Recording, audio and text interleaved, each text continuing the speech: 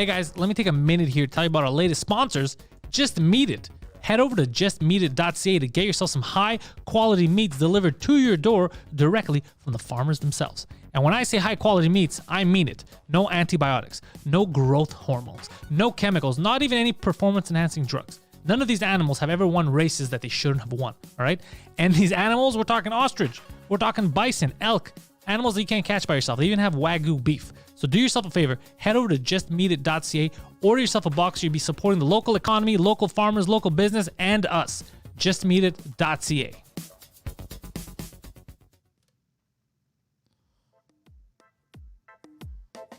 And we're live. Good morning, Pantelis Nation, and good morning, George. How have you been, Senor George? What's going on, buddy? Good. And you? Are you a little lost this morning? You seem. No, I was actually just firing off a tweet there. Hey. Ready for the. On the tweeters. On the tweeters. Nice. I'm gonna do a quick intro, just so you guys know. You can find me at DeePoseidon69 on Instagram and Twitter. Same thing on Twitch.tv, where I live stream my Warzone sessions, and I basically threaten young children, mainly in their teens, that I'm going to bang their mom when they're sleeping. Also, don't forget patreon.com/Pantelis, where I have now one but two exclusive shows now. The French one, Annabelle La Bête, is debuting this Thursday at 4 p.m. The video is exclusive to patreon.com/Pantelis, but the audio will be releasing a week later. Same thing with the English version. Saturday is at 4 p.m. for now. We're keeping it like that. Video exclusive to patreon.com/Pantelis. And 2 drink minimum every week. It's actually coming out at noon today, this episode. A very good episode. And that's it for me. George, you can find George at the Backstage Podcast, where you interview interesting, red on his shirt, there you go, interesting personalities, I would say. Is that correct? There you go. Yeah. Amazing people that contribute to our society. It could be from politics, it could be from the social realms, it could be from the community, from community groups. It could be just any people that I have worked with or that I would have loved to have worked with because of their contribution. So it's really interesting. And there's a second podcast called Just As Dads, where we're just dads out. It's basically everything that dads think of their wives and their kids before actually pressing record and recording the episodes. Nice. And don't forget, for Phil, I'm going to bring him in just a moment. PhilBalabanos.com. He's a professional director, from what I hear. Very good, excellent services. I can attest to this. So what services does he direct? Like movies, commercials, all that kind of stuff. And also every Sunday he has Phil My Hole. And we have the man of the hour right now. It's balabanos.com, I think. It's not philbalabanos.com.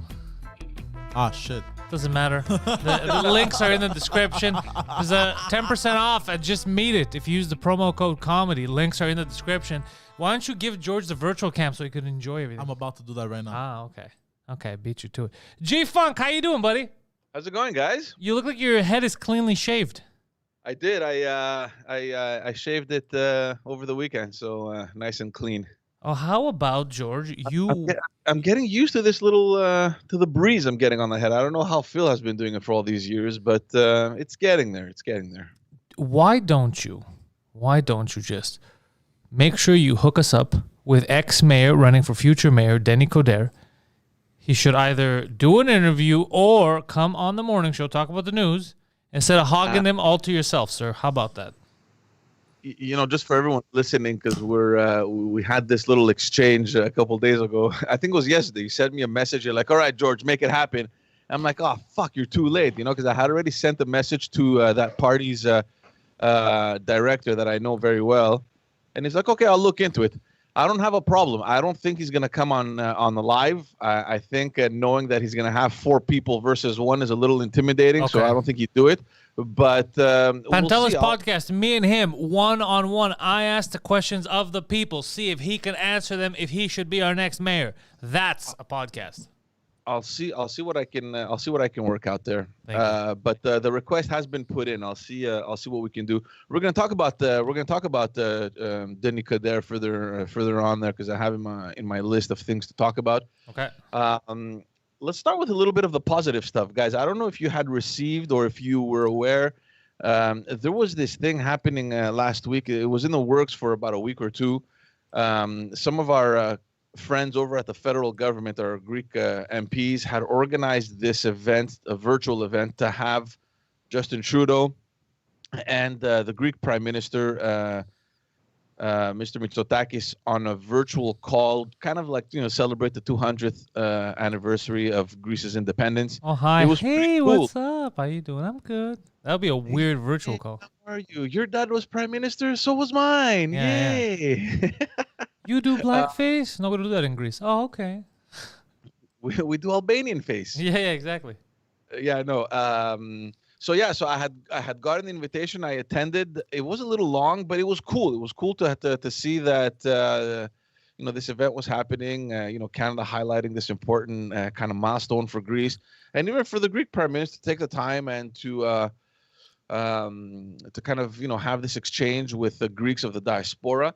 And I've been following his social media feeds, and he's been doing it quite often. He's been doing it in the U.S. He's been doing it in South America. He's been doing it across Europe. These virtual meetings, and he's been claiming that from the very beginning of his mandate that he wants to kind of open up those doors and build better bridges between the Greeks abroad and Greece. I have a feeling, however, that it's all part of his policy, because I'm not sure if you're following a little bit what's happening in Greece. They want to implement some change in policy to allow for Greeks abroad to be represented in the parliament in Greece. Because right now, I don't know if you're aware, the Greeks that have the Greek citizenship and can't make it to Greece to vote, they can vote from here. I'm not sure exactly how the logistics work, but they can make it and they can go vote.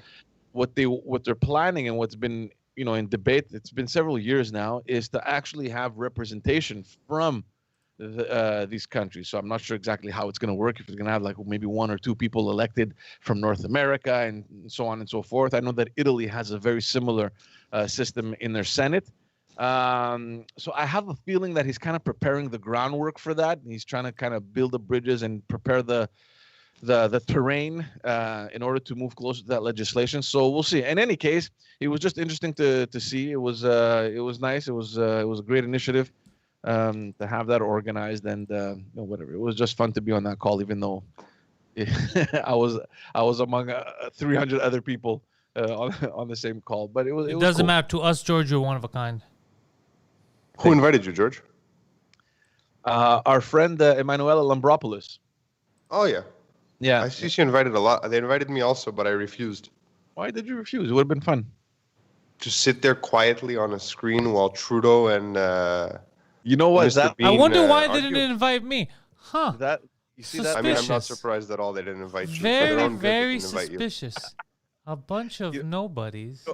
That only lasted Yeah. about an hour, a little over an hour, something like that. And then they just honored a bunch of people, Greek people from across Canada, which was I interesting. love to see. honoring people, huh? Yeah, what do they honor them for? For their contribution to Hellenism in Canada, whatever. I disconnected after a while. I mean, it wasn't boring, but it was heavy. It was like, Say okay. it, Joe. It was boring. I've witnessed many people get honored for Hellenism, and a lot of them speak Greek like this. Takanis, go very Elinas here to the restaurant. And yet, they're can't tell them apart from an Albanian, but they're getting. That's a reality, though. That's a reality that we're going to have to accept, right? I mean, the more that the years pass and the more the generations pass. No, George, I refuse to accept it. We're getting more and more assimilated, and it's only normal to expect that the future generations won't be speaking Greek the way we do, right? So, I mean, it's only normal. So, I mean, yes, it's important to maintain the language, and I think everyone is doing the best effort to do so. But at the same time, there's more things, I mean, there's our cultures and our customs and all that stuff that I think are much easier to maintain than the language. So it's not because you don't speak Greek as well as our parents did. It means that you're less Greek, right? No, it doesn't mean that, but it does mean that. Yeah, it doesn't. I speak Greek better than my parents. Oh, yeah? I think his parents were born here, though. Yeah, they are. They're born and raised in the that's a hood, different story. in the Nej.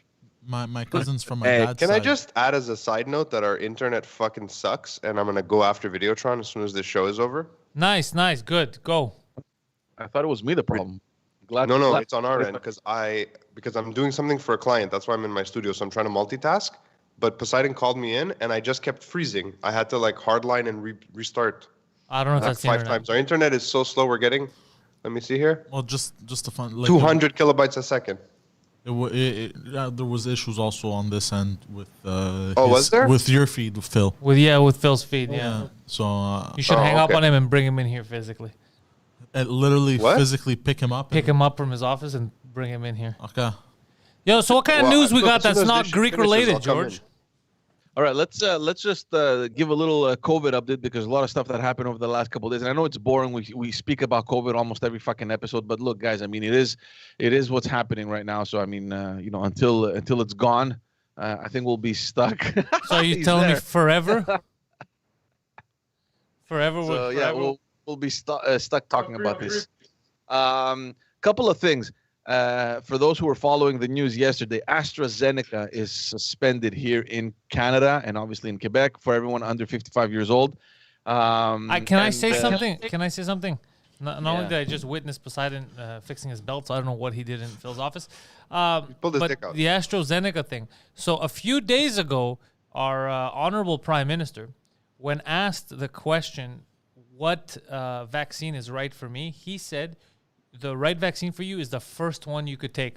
Don't pick and choose. They're all good. 3 days later, like, yo, let's stop using AstraZeneca. So isn't that a fucked up thing? Well, look, it's not stop using AstraZeneca. It's stop using it if you're under 55. So the people that are over 55 can still get it. Basically, what happened is Yeah, that. but only in Canada, George. In the poor countries, they're gonna give it to everyone. Yeah. Well, aren't these? Isn't that weird that we want to kill Just 55-year-olds and yes. over? Like, we think that it's over at 55. Like, if you're over No, but- 55, just do it. No, but the episode that I missed, and I had sent you guys the news that I was about to talk. Which that I we was gonna ignored talk about. promptly. It was one of the news there that I was going to mention was that the U.S. was going to hand over millions of doses to the U.S. and it was AstraZeneca doses. Yeah, right? So yeah. who knows what they knew before everyone, right? So I mean, look, this came from the National Immunization Committee in Canada, and they're following the recommendations of the European Medication Agency that have claimed that certain complications can't be ignored, and they've been seen mostly in people under 55 years old, and especially women. And we're talking about the thrombosis and the blood clots and all that kind of stuff. So obviously Good Quebec stuff, followed, fun stuff. yeah, so Quebec followed the recommendations of the National Committee and they suspended it yesterday. But like I said, they will, however, continue to use it for individuals over 55 years old, who, where so far, I mean, there haven't been any complications that have been identified. And here in Quebec, actually, we have to mention that even under 55 years old, there haven't been any complications that have been identified. Here's the funny thing, because I was looking at the news yesterday, and suddenly I get this alert that AstraZeneca is changing names to Vaxzevria. So that's funny. this whole Vaxzevria. First of all, that's a weird name, but at the same time, I mean, imagine these people. They're like, we're getting so much bad publicity. We need. I we like need the original name. It sounded like it was from the future. It sounds like a Mexican site there. Those what's it called, like Chichen Itza or whatever, where you go up in the mountain there and it's like. Oh, all you go up and you see the ancient Inca temples of AstraZeneca. yeah. Yeah. Yeah. the Vaxzevria sounds like an alien vegetarian zebra. Yes. Vaxzevria. Or an Albanian guy. Oh, Vaxzevria, no. Yeah, like more Zevro. Croatian. That's like a typical Zevro. It's a Zevria. typical Arvanite name, Albanian. Anyway. I mean, I got my immunity hole filled, so meh. I dodged the AstraZeneca bullet. But we You didn't get well, don't you have to? AstraZeneca? He has to No. get a second dose. I have to get a second dose. Wait, yeah, when are you but getting your second dose? Sorry? When are you getting your second dose of Pfizer? Julio. So you got Pfizer Isn't or that Moderna? too long? I got the Pfizer. Pfizer. Yeah. And the contrary to everyone saying, bro, it doesn't hurt. It hurts. Didn't you say your wife felt no pain? No, not the actual injection. The injection is painless. I mean, of all the vaccines I've ever gotten, this was the least painful. And I left there and I was like, cool, I feel great. I woke up the next morning. I was like, all right. Around 11:30, I was like, whoa. It's like someone just pulled my batteries out. But isn't I your had, wife like, fine? Fatigue for 2 days. Didn't you say your wife is fine though? She didn't feel anything. She started when I initially spoke to you, I was feeling shit. She was feeling fine, but then it caught up to her too. So like we both had the same thing, like nausea, fatigue, bit of a headache. That's it. I mean, nothing worth writing home about. Annoying more than anything, and my arm doesn't hurt anymore. So like, because the next day it felt like a baseball hit me. What? There's nothing wrong with this. No. We got nausea. I didn't feel good. I felt fatigue, but my arm doesn't hurt anymore. What do you mean your arm was hurting? Yeah, it was just part of the process. It sounds so awful, and yet we're all playing it off like like it's normal. I mean, it doesn't sound awful. No, regularly I like to have arm pain, fatigue, nausea. That's how I like to live my life. Yeah, but like all vaccinations do that. You're having an immune response. It makes sense that you'd feel tired and feel shitty. Exactly. Can you still get the virus? I mean, I think I can still get it, but like I can't really get sick from it. I mean, not yet, anyways. I mean, I just got it, so. You have much less chances than someone that hasn't gotten the vaccine, I guess, right? I mean, I think we don't know. We're gonna find out. We need some sample sizes. Two weeks after first vaccination, you're 80% less likely of developing any real symptoms. So I could have it and just not know. Yeah. But that's what immunity is. It's not like you don't have a shield. It doesn't bounce off you. You just get it and nothing happens. Yeah. But what about? I mean, fatigue and stuff, those seem like natural things for a virus. I get that after the flu shot. I've had the arm pain after a tetanus booster. You know what I mean? Yeah. Well, because it's a foreign agent. It's not even that. They're piercing your muscle. They're putting a needle in your arm. That's why it hurts. Foreign agent. What are you gonna say?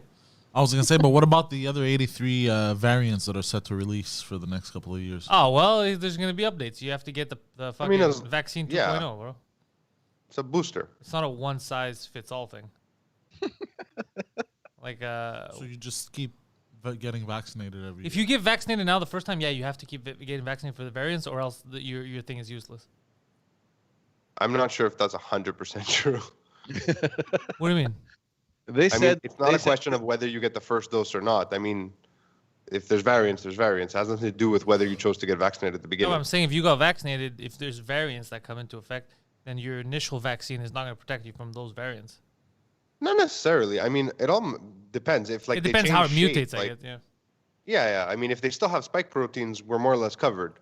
All coronaviruses do. So. Yeah. I don't know. I mean, look, it's worrying. I mean, because again, just to go back on the COVID things, I mean, cases have been rising, and this is across Canada, right? I mean, we were only worried about Quebec until a couple months ago, and now it seems that it's an issue all across Canada. There's a significant rise in hospitalizations among the youth, which is obviously very worrying. BC, Saskatchewan, Alberta are among the provinces that are seeing the highest spikes per capita. Across Canada, we saw an increase of 16% in variant cases just since Friday.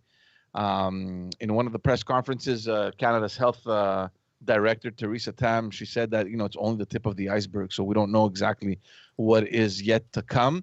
Of course, I guess, if you're looking for the positive in this is that at least the majority of the most vulnerable population have been vaccinated.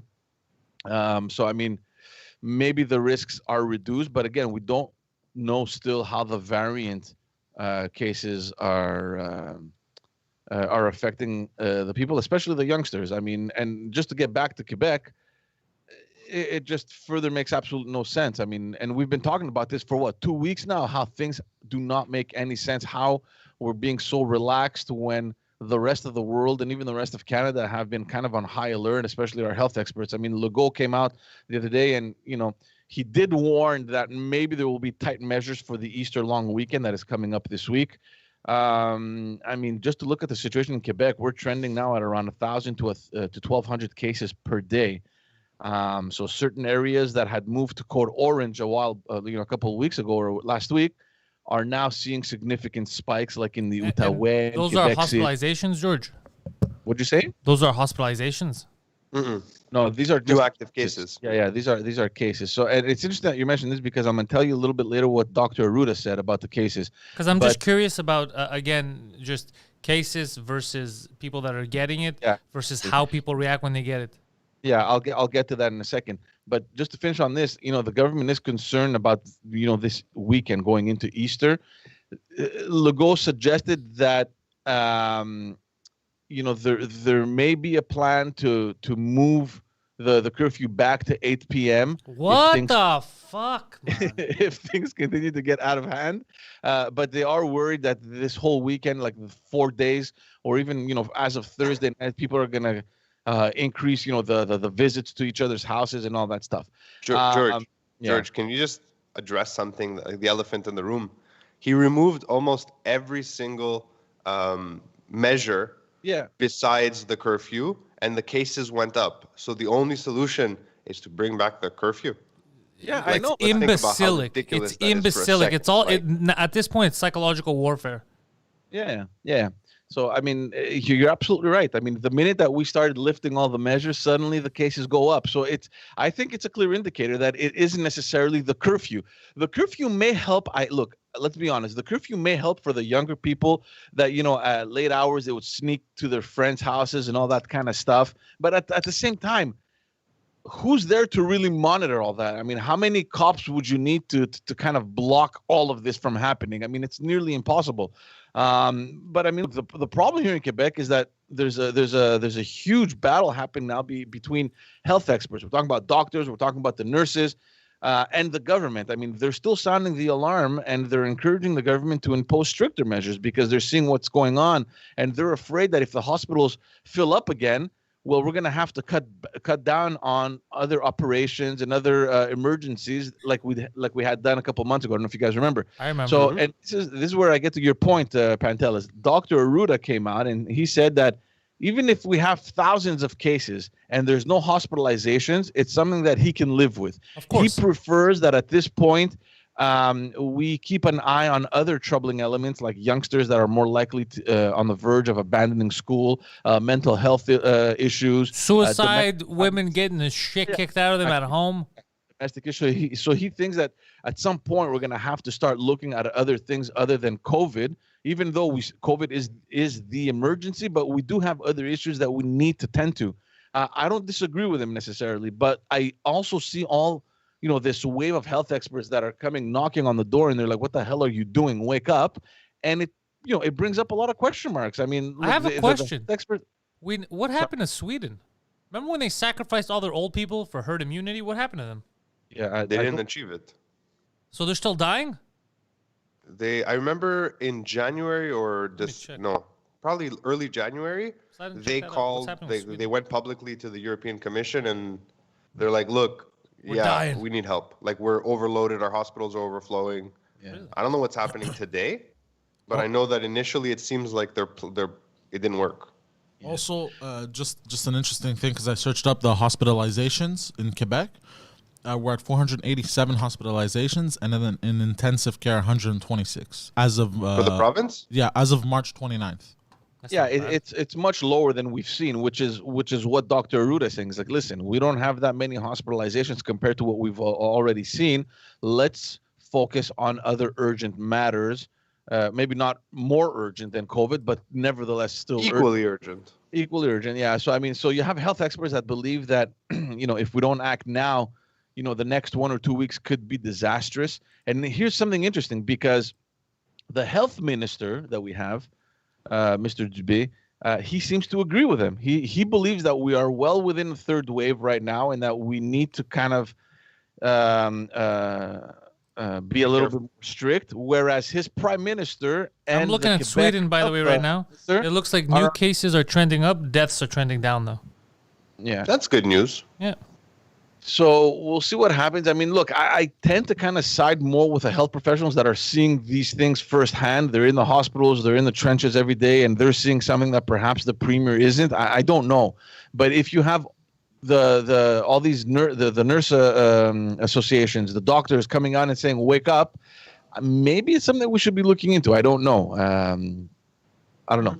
Let's just hope that the next couple of weeks are much better, because remember last week or 2 weeks ago we were talking about how low the cases were and how well we're doing, and now suddenly we're still back in the 4 digits. So, but again, I'm always wondering the 4 digits of what, because if people infected versus hospitalization. The reason why I say this is because since we said this is going to be a common occurrence, science said for the rest of our years, right? There's going to be variants going to come, just like how we have the seasonal flu. We can't just get rid of it. So that means that we're going to have to come to terms with the fact that people are going to be getting sick from it. But if it turns into a case like the flu where a lot of people get each year, some people, like we found out last year, which we didn't know before, will die from it like the regular flu, and other people will just feel nothing. Other people will, have flu-like symptoms, will stay home for a week. Anyways, I'm just saying if that's the case and people aren't dying and we're starting to get more and more used to it in our ecosystem, then why would we, at every new case, at every new spike, shut down the planet when they said it's never going to end? So by that logic, the planet's never going to go back to normal. Because then every 2 weeks, every month, we're going to keep shutting down again. So which is it? Like, I'm just saying we have to decide, is it part of our daily lives moving forward, like they said, or is it not, and we have to shut down everything again to try to fight it? If we can't fight it and it's done, then we can't just keep shutting down every month. We can't have people getting beat up in their houses. We can't have kids dropping out. We can't have people committing suicide. It's fucking crazy at this point. I mean, if this is going to be sustained like this forever, at some point we're going to have to adapt to it. But what worries me is now the recent figures showing that there are more and more hospitalizations in the youth. So that, in the beginning, so in the beginning where it was a problem for the 65 and above, let's say 70 and above, or like whatever, seniors, now it's different. So I don't know. It's worrying, and the fact that you have all the high schools now that are fully opened, I'm not so sure that was the right move. And again, we spoke about this last episode. We're not going to repeat ourselves, but you have all the teachers associations that are against it. You have the schools that are against it. The students are against it. Well, some students, but some others aren't. But then again, I don't know. Why would you listen to the students? Do they really know what's good for them? I remember when I was 13, I'd probably want to be in school too with my friends. Yeah, but I was watching. I don't remember which school, but there's a bunch of like student unions. They're not unions; they're associations. Yeah. Who are basically saying, the government said they're doing this for our mental health, but we're all terrified. That's a separate issue. Right? The fact that they've become so scared to go back to school, and we've fucked an entire generation out of the concept of like social gatherings. Yeah. But if they're nervous and you want them to be comfortable, maybe this isn't the solution right now. Yeah. They're divided, right? They're divided because there are a lot of students divided, yeah. Back, but I did hear a bunch of them saying that, look, this is horrible. I'm afraid to go back, and it is creating certain mental issues to our youth, which is horrible. Anyway, we'll see what happens. We'll monitor the situation, and hopefully by Friday, we'll have other news for that. Probably not. I want to get onto to something that's been happening in the federal government, because we did speak about this theft in the beginning of the year. Where theft? No, at the beginning of the year when the governor general resigned because of the toxic environment that she had created. She was just it was just horrible working for her. The governor general. The governor general, Julie the Payette. Toxic Avenger. Yeah. She so can refer to people as cunts. And we also spoke about even. It's a real bitch, yeah, apparently. Hey, this is coming to you from the CBC. I didn't, Sorry, I was just trying to fucking swallow my coffee without spitting it out my nose. So we also spoke about the fact that even though she stepped down, she still gets a pension for life, right? Which sucks. Oh, did we not take care of that? No. So this is what's happening. There is a bill that was tabled yesterday. I'm not sure exactly what happened. I searched to see if it passed or not. I couldn't find anything online. So if anyone knows, let us, know in the chat. There's a senator. Did anybody? I have a question before you continue. Yeah. Did anybody take over for her? No. It's the queen. How long has it been? They're looking for someone. I can't remember. I think. But how long has it been? 2 months. Oh, it was in January, February, somewhere there. Yeah. It's like 3 months, right? Yeah, so we don't need her. She doesn't do anything. Quick question for the public: who deserves lifelong pensions like this? For example, if for 3 months garbage men weren't working, you'd fucking notice. Exactly. You'd notice. Who deserves to get our money? Garbage men, doctors, teachers, where you would notice if they weren't there, or this stupid bitch? Carry on, George. Yeah. Pantelis fucking putting on his Marx beard and calling for the working class to be supported. I love it. Yeah, bro. People that make a fucking difference. People that actually make a difference. No kidding. God damn. Teachers, doctors, garbage men. Fuck it. There's so many people. Firefighters. I don't There's so think many they like people that to be make called an garbage men. What do they like to be called? Sanitation workers. Sanitation workers. Sanitation experts. Fucking There you snow removal people. Like the people that snow act removers. professionals that actually make the world go round. Take care of these people. Not these fucking dummies that create toxic work environments by calling their coworkers cunts. Come on, man. We're such a Here's stupid the real society. question. Here's the real question. The people who she allegedly called cunts, right? Were they being in any Cunty. way, shape, or form cunty? Look, they're in the government. Odds are they were. However, being in the government, you're also not supposed to say that. If you want to go around saying that to your employees, come work for me. Trigger warning. That should be on all our job apps. Trigger warning. Yeah. So what's happening is that he proposed a bill because obviously, like many of us, he believes it makes absolutely no sense that the government be spending $150,000 for the rest of her life and over $200,000 for traveling and accommodation expenses for a governor general that stepped down like nearly 2 years before her actual mandate was supposed to end. Who the fuck does she think she is? The queen? Well, she is the queen here. Yes, finally. Finally. It's true. It's another useless person we have on our money. Yeah. So here's the funny thing now. All opposition parties, they basically agree that that she shouldn't benefit from a pension for life. The liberals, however, they claim that there's nothing that we can do because the law obliges us to pay the pension. Oh, it's funny that now they think about the law. When there's Yeah, conflict of so interest, when he's giving $500,000 to his wife, all that, the law doesn't matter. It's out the window. Okay. So Funny how Senator the law Carignan works. is like, okay, well, we'll fix that. We'll change the fucking law. You know what I mean? So he tabled the law, and he's planning. Well, he did it yesterday. They plan on going through the readings and everything before the budget on April 19th, so that as of the day that this new budget gets enforced, well, this new bill would be effective immediately as well. So they want to do it as quickly as possible. Basically, what he proposes is that pensions should only be given to governors general that have either completed their Governors mandate General? Governors, Is that right? Governor General? Yes, all of them. All the governors generals. I think that And all the queens general. men. Whatever. Yeah, exactly. So either they get it if they finish their mandate or if they step down due to medical reasons and stuff like that. So for anyone What wondering, about assassination attempts? Is that outlined in their manifesto? it's technically considered a medical reason if you get a bullet in the head or something. Fair. Okay, cool. Continue. Quick math, just for anyone wondering. Quick so maths. Quick maths. quick 2 math. plus 2 is 4. Julie Payette is now 58 years old. So if we take the basis, Who's of- Julie Payette? she's the governor or former governor. Oh, general. right. You know what? Okay. Let's give credit where credit is due. Does not look a day over 40. Yeah. She looks good. Anyways, Aristocratic lifestyle. if we give her, let's say until 84, which is pretty much based on the life expectancy for women here in Canada, it means that we will pay upwards of $4 million for this woman that completely embarrassed our country, embarrassed the queen, and she's just laughing all the way to the bank. I mean, she embarrassed the queen. I'm willing to pay her for that. You know what? Now I'm upset.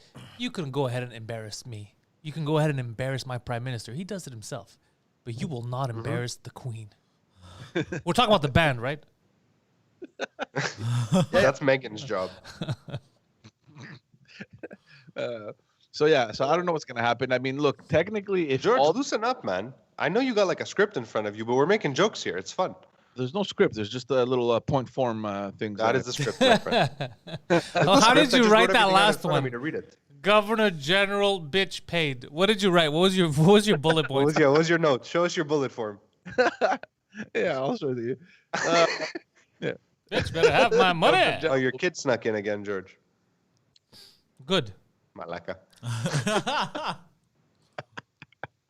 I should have known, man. They're both in school. What the fuck are you talking about? Yeah. What an idiot. I'm like turning around. Look Amazing. what is she doing home? How'd you get here? Where was I? Okay, this you're gonna love this because we're talking about the OQLF again. Oh, did you see what happened to me yesterday? I saw your Yes, I post. did. What exactly was that? Was that like a They came for publicity him. pamphlet or what was No, it was directed to my company. Bam, bam. Okay. And it said I gotta Shell do. Pantelis Comedy. I gotta make sure that I do things French, right? Which is fine, but it's on the things cover they refer to themselves tongue in cheek like as my business partners, and I lost my shit. I But wait, lost. hold on. Go back. Go get the pamphlets in the other this studio. letter or a pamphlet because of what? Your program being in English, or No, what, no. what I think they sent it to all businesses. They I looked into it after I spoke to you. they probably did a mass assu- mail campaign. Yeah, they probably assume that because I'm a local business. They Okay, so it wasn't like specifically targeting you, like someone passed by your office and like, something's wrong here. No, Let's no, no, send no, them no, all." no. I didn't do anything wrong, but they sent it specifically to my company. But I think they sent it to all the companies around here, and they probably assumed, oh, he's a company there. He's probably like I'm public facing. They thought maybe I'm selling something. But what pissed me off is that they sent this to all these businesses, and on the cover it says we're your business partners, which is the worst thing you could tell business owners when you haven't had any skin in the game, when you didn't put any money into their business. You can't be the... Yeah, I have it right here. L'Office québécois de langue française, votre partenaire d'affaires. And I was like, what? You got really ethnic there. I liked it. That's not how you open up, guys. Yeah. Come on. And then it's just I have telling a you... great OQLF story if you guys are interested. Sure. Do it. So, about 5 years ago, because I'm a smaller business, like I'm not an incorporation, I'm an individual, right? I don't actually fall into, I don't know if it's going to change, but I don't fall into the category that's affected by the French language laws, right? Because I'm such a small business. I'm only one employee. I don't employ people. Yeah. So whatever. So even my marketing technically doesn't need to be bilingual. So I was just lazy and I just never translated my website because it's a dense site. Then I got when I was I went to update something for the registrel, like for the NEQ number, and they're like, your website's not in French. I was like, well, I mean, I don't have to. They're like, why? They gave me this like, well, you don't have to, but. So I used to have a French section that linked directly to the OQLF's website to the section that says I don't need to have a French section for like 2 years. And then I got an email from like a commis at the OQLF who basically straight up told me like, this isn't an unofficial communique. By chance I saw this, you should probably take this down. Like now you're just being a dick. That's amazing, man. And I didn't. I left it until I updated my website. Like I just never linked it, but I think I might do it again. Because it's perfect. It's like, oh, français. Mm-hmm. Oh, well, that's a penis in my butthole. Okay. That is so funny, man. But I mean, I'm not even breaking the law. I'm just being an asshole about it. Oh man, but it's Like just it's just too much stuff to translate, man. I do work in French. Like I make videos in French for people, but like, do I need to tell you what I do? My videos tell you what I do. But it's also, man, keep in mind, it's also where your clientele is. If you're working with more American clients, then why would you have your site translated to French? You know what I mean? I mean, if you're look, I work with a lot of French, like local clients too, who are French Canadian. But like even when I registered, because my company used to be called Foss Films, right? Yeah. But when I started doing more marketing stuff, I changed it to Balabanos Creative. When I registered the name, they're like, "What's the French name?" I'm like, "The same." They're like, "No." I was like, "What do you mean?" She's like, it can't be the same. I go, well, one is my last name, so it's not a word. It's fine. I go, and it's Balabanos Créative. I'm like, they're like, ça doit être créatif. I'm like, c'est une agence créative. Put a fucking accent on there and shut the fuck up. She's like, well played. And I got it because it makes sense. Yeah, yeah. But it's Balabanos Creative. Like, so why did you bring this up, George? What happened? Yeah. So, okay. They're spending money again. Well, they've been getting a shitload of money to do all these studies. So there's two separate reports that have been published, and it shows a dangerous decline in the French language in Quebec. Something dangerous. That yeah, that's what they call it. It's a dangerous decline. So and this is for both at home and in the workplace. So French is losing ground to English. But I mean, look, from what the report says, half of the Quebecers and 2/3 of those working on the island of Montreal use a language other than French at work. Also, the findings, here's the funny thing, because we know that Quebec is working right now on a reform of the language bills, and it's just, I find it a little coincidental that suddenly there's all these reports fucking raining down. You know what I mean? Maybe they were scheduled to be published now in 2021. And it falls awfully close to the date that the minister is planning on releasing his reform. I don't know, but the fact is that the findings have concerned the minister, Simon Jolet Barrette, and like I said, he's preparing a major. He's a real piece of shit at him. Yeah, he's a little arrogant piece of shit. I feel like he got beaten up in high school. He probably got bullied. This guy, yeah, he was probably that nerd that was pushed around. But then again, who knows? Maybe he went to the private schools where there were a bunch of them, kids like that. I don't know. I just saw a story right now that I want to bring up so I don't forget. This is interesting, George. CBC News: manslaughter charges dropped against the man who was zip tied and held at gunpoint in his own home. So apparently, there was charges on this guy. Yeah, he was two men. Went into his home. It was a home invasion in 2019, and they had zip tied him and they were pistol whipping him. Whatever the fuck happened, he got away and killed both of them. And they, the law was looking to have. Where was this? In Ontario. Ontario, okay. Yeah, in Collingwood, Ontario. Okay. And what happened? And now finally, it said they dropped it. The Crown dropped the charges on the guy, but this was 2019, bro. It took 2 fucking years. It's some of the stuff we do doesn't make any sense. Like, I understand killing someone. I'm all for you face justice. But if people break into your home, they tie you up. They're trying to invade your home, kill you, and you end up killing them, fighting back. That's crazy. Here's my question. You're not a danger to society. They came into your house and tried to kill you. So wait, let me understand. They tied this guy, but he freed himself up and killed the guys that came in his house. Yeah. But did he kill them during the altercation, or did he hunt them down like human prey afterwards? Where's he gonna hunt them down? No, during the altercation, Phil. I don't know. Maybe they left and then he went to their homes and he fucking killed them. That'd be crazy. Oh, like he sniffed them out like a cartoon character. Yeah. It doesn't surprise me that those charges were dropped. I mean, there's some claims of self-defense there that probably... No, what Pants is saying is it took fucking 2 years for them to be like, oh, this is obviously self-defense. Yeah. It's crazy. Yeah, but I mean, that's our justice system, guys. What do you I mean, it's also been a pandemic. Things were slow for like 12 months. Things stopped, right? Courts like stopped. I have a ticket to contest. I don't even remember what I did. Like it's been so long from before the pandemic. For the record, just because I didn't want to sidetrack us, I just wanted to mention that so I don't forget. I thought it was interesting. But as far as the French language stuff goes, I did hear that the language is in decline, which is why I started a French podcast and why we're going to have another French podcast. And in my company, at least, we're trying our best to add some more French, But they should hire me to help them out at the OQLF because their tactics... I think they should. The tactics that they're using are... What would you do, Pantelis?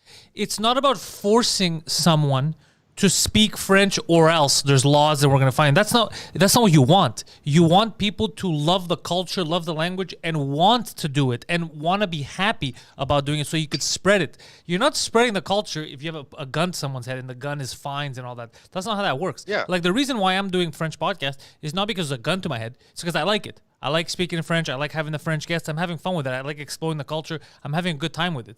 If I was forced to, maybe I wouldn't do it.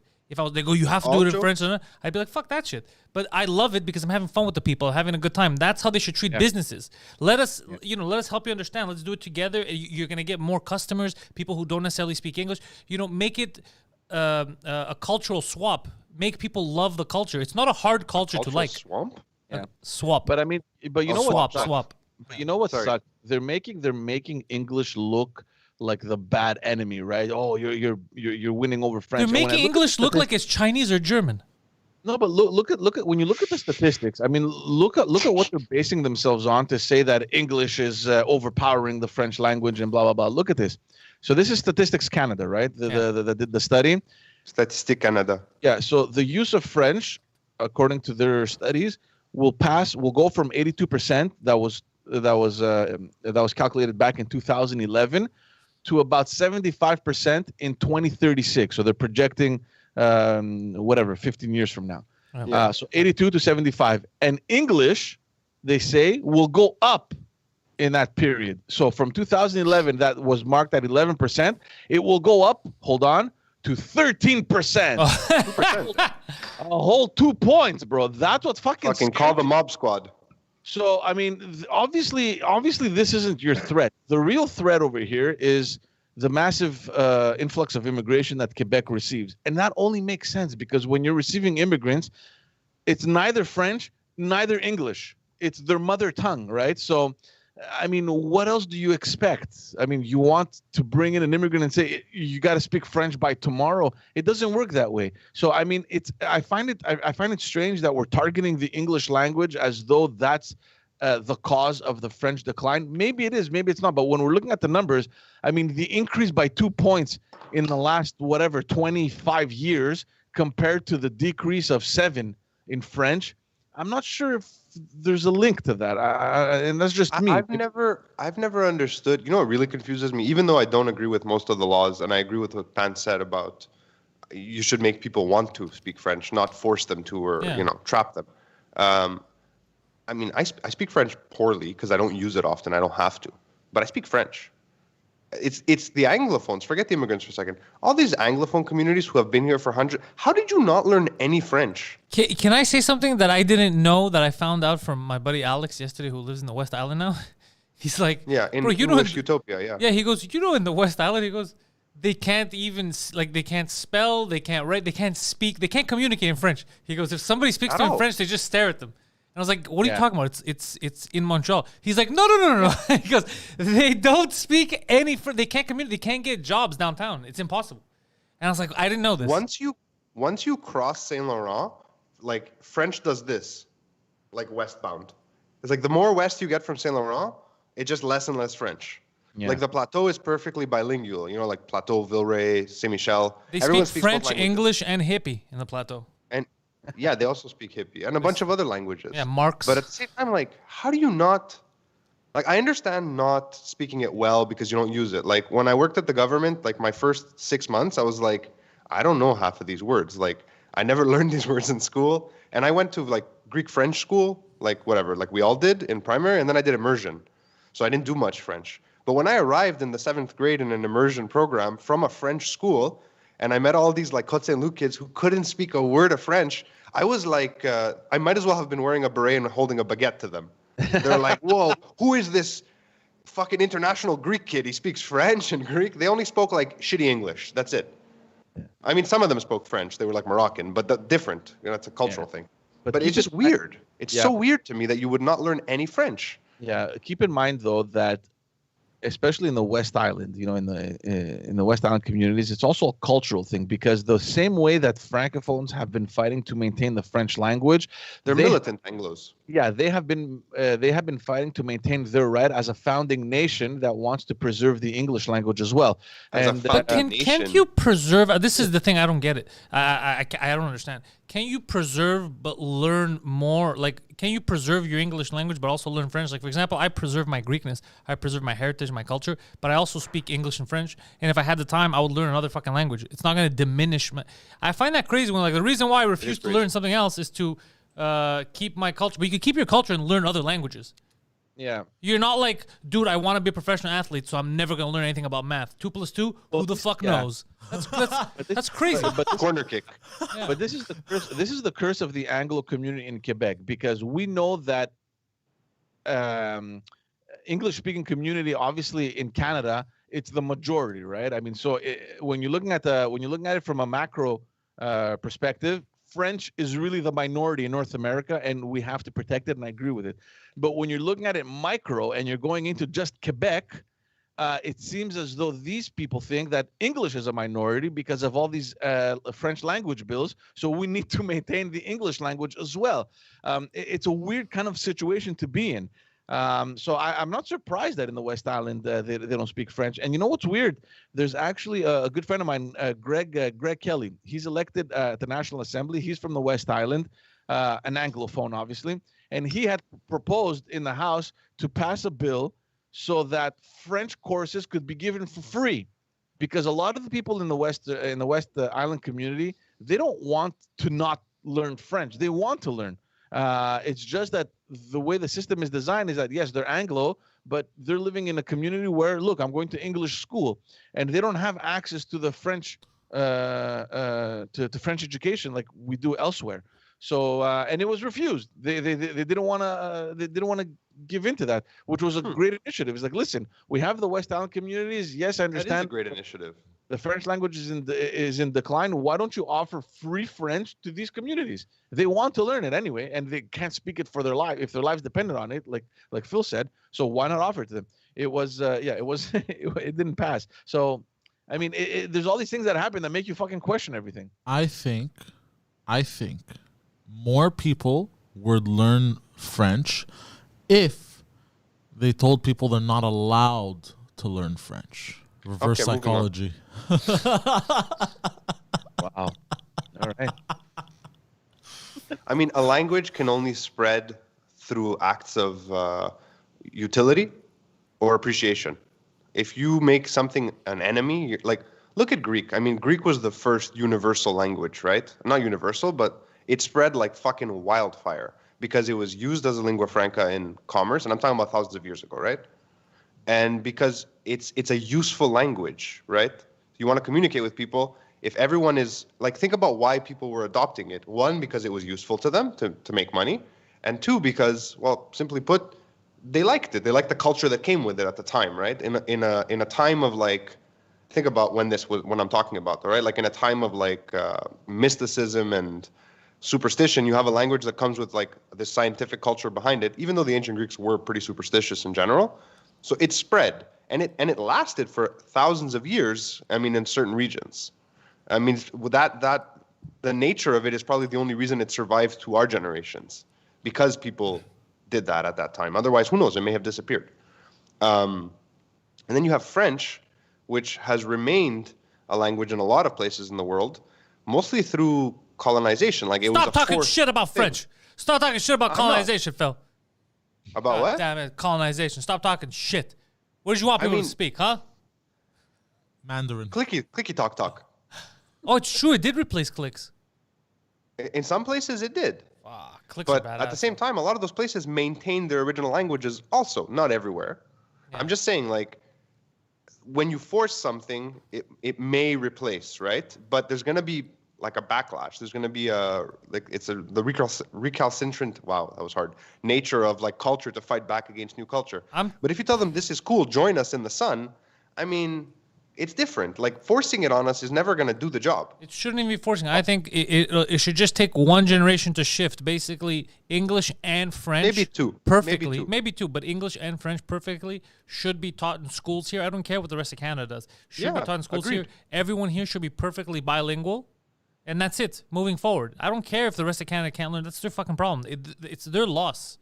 If you speak speaking more languages is a victory. It's not a loss. Yeah. If they can't, they can't. But here, that's what they should do, instead of making your sign 30% bigger. Well, here they have just like we have French immersion, which I mean, I don't even know what that means. What? I don't even know what that means. Like I keep hearing it my whole life. It means when you start in the 7th grade, most of your courses are in French. Okay. And every year you drop a few French courses and they switch to English. Like That's math weird. becomes English by the end. That's weird. It's dumb. Like I got to go to English school. I'm one of the few Greeks of our generation who got to go to English school because my parents went to English school and I have that goddamn certificate, my hall pass, whatever it's called. But it doesn't make sense. We should all be bilingual. Excuse me. Producer Sidon, you all right there? Yeah, I'm fine. What's next on the list, G? Let's talk about Denis Coderre. You mentioned him early on. He's back. Yeah, he has an open invite to the podcast. Yeah, he's back. Last Sunday, I don't know if you guys watch French TV at all. I probably you don't. There's a very popular show called Tout le monde en parle. It's like a talk show, very popular. So he was on Tout le monde en parle, and he announced it live that he was seeking another mandate as mayor of Montreal.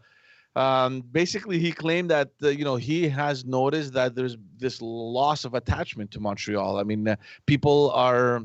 They lost the love they had for the city. He mentioned that there's this disconnect and that we've noticed an exodus of people leaving Montreal, going into the suburbs, and obviously the fact that Montreal, the core has died and it's empty and it's not what it used to be, and obviously it needs to be put back on the map, and that's what pretty much incited him to seek another mandate. He basically is against all these bike paths that were created by Valérie Plante. He thinks that there needs to be a focus on getting the city built and to revive our downtown core. So he and how does he plan to do this? With another Ferris wheel? But he already has my vote on the bike paths. Yeah, the second he said "fuck bike paths," Poseidon was like, I was in. Tell me more. But honestly, what's different about him now than when everyone hated him? Like, what's changed? Well, aside he's from the fact that thinner. He's slim, trim, way, and way trendy? thinner. Way thinner. Look, I actually picked up a book today, so. Fucking George drinking the Kool-Aid. Retrouver Montreal. No, I'm interested in reading it just to see exactly what is, because this is basically what his platform is going to be, right? So basically, it's Retrouver Montreal, like rediscover Montreal. So I haven't read it. I don't know what he wants to do, but he's been questioned a lot on this is who you were. Well, why should people trust you? Because don't forget, I mean, Denis Coderre, he had that bulldozer attitude. It was like no communication. I'm a one-man show approach, and that's it. It's my way or the highway. But maybe George, maybe the loss to basically a person with some kind of mental deficiency and a love for bike paths, maybe that loss humbled him. He's half the man he used to be. Maybe he's a different man altogether. He's literally half the man he used to be. Yeah, that's Thank true, you, George. That was the joke. Yeah. Okay. Yeah. He lost a shit ton of weight. He looks great for him. Honestly, good for him. He does look great. He took his life back. He took control back of his life. I mean, look, he claims that that last year and a half of his mandate was particularly hard on him on a personal level. His health wasn't optimal. He had marital issues. His wife, he had a divorce. His son was accused of some fraud stuff, online fraud with some credit. Christ, he had a right, huh? Oh yeah, I remember that. Yeah. Remember that? Yeah. So he didn't really, he hit a rough patch there towards the end of his mandate, and he thinks that obviously affected his attitude and his relationships, and he completely understands why people voted him out, even though we know that the main element that made him lose was that whole issue around Formula E, the E formula, the electronic car racing. And I honestly, I still don't agree with that. I don't understand how that even played into it, because it did have a huge impact. Like for a whole 2 weeks during that campaign, all we spoke about was Coderre and how he messed up the E formula. But that was all a communications disaster, and just to remind everyone watching, he brought in the E formula thing, Formula E, whatever. And the whole idea was to kind of initiate this thing and to bring it, and it was gonna draw in a lot of. Hold on, George. Hold on, bro. Sorry to cut you off, George, but hold on. Imagine walking in the street, bro, and you see this face come up to you. Yo, je pète des guiches, bro. Yo, who is this? Tu veux du gaz, bro? He's the fraud. He's the fraud. The kid that was selling fake gas and frauding credit cards. Tu veux de la gazelle, bro? Oh my god. Je pète des guiches. It is him that walks up to you. I've never heard any of the terms you're saying. You hang around a lot of Algerians. You learned some new French slang. Used to. I've never heard any of those terms. Quiche. What is that? Guiche. It means for those who don't understand. Guichets, right? Yeah, guichet. They basically Oh, pop. biche. They basically pop ATMs. Okay. I heard je pète des quiches. Bro, like, this guy looks like he's popping quiches. cherries, bro. That kid looks like he's out there fucking your girlfriend. That's He better save some pussy for the rest of us. Yeah. Okay. Yeah. That's degenerate quickly.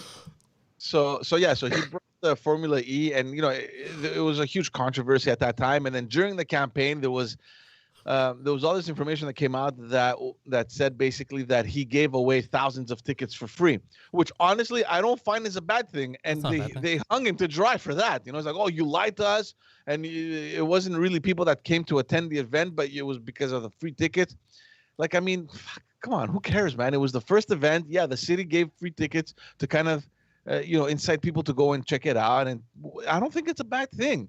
So anyway, I guess we know who George is voting for. No, because I don't vote in Montreal, so I really don't care. I don't like Valérie. Right, yeah. He moved. He's in Brossard. Look, I said it. I don't like, and I don't mean as a person. I don't have nothing against her as a person. I just think her policies don't match what Montreal should be like. No, she's look. I don't want anything to happen to her as a person. I'm with you, George. There's nothing personal about it. But as a mayor, she's trash. She's always smiling and she's happy, and good for you. Yeah, good for her. I'd love to hang out with you, kind of thing. But as a mayor, definitely not the right person. Like, horrible. I have friends like that. I have friends who are good friends, but I wouldn't let them run a fucking Dairy Queen. Like, it's, I wouldn't trust them. So and here's the other thing. The party had an interim leader, and they've been discussing now for like over a year to do a leadership race.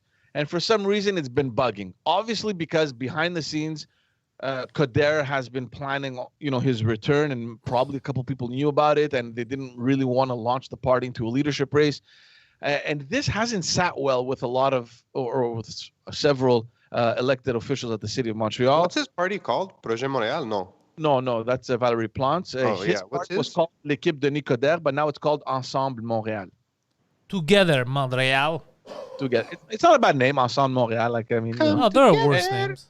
So as soon as he came out on Sunday, on Monday, right away, they had an urgent vote in their caucus. So unanimously, they kind of all vote. They decided that this is going to be our leader. We're not going to launch a leadership race.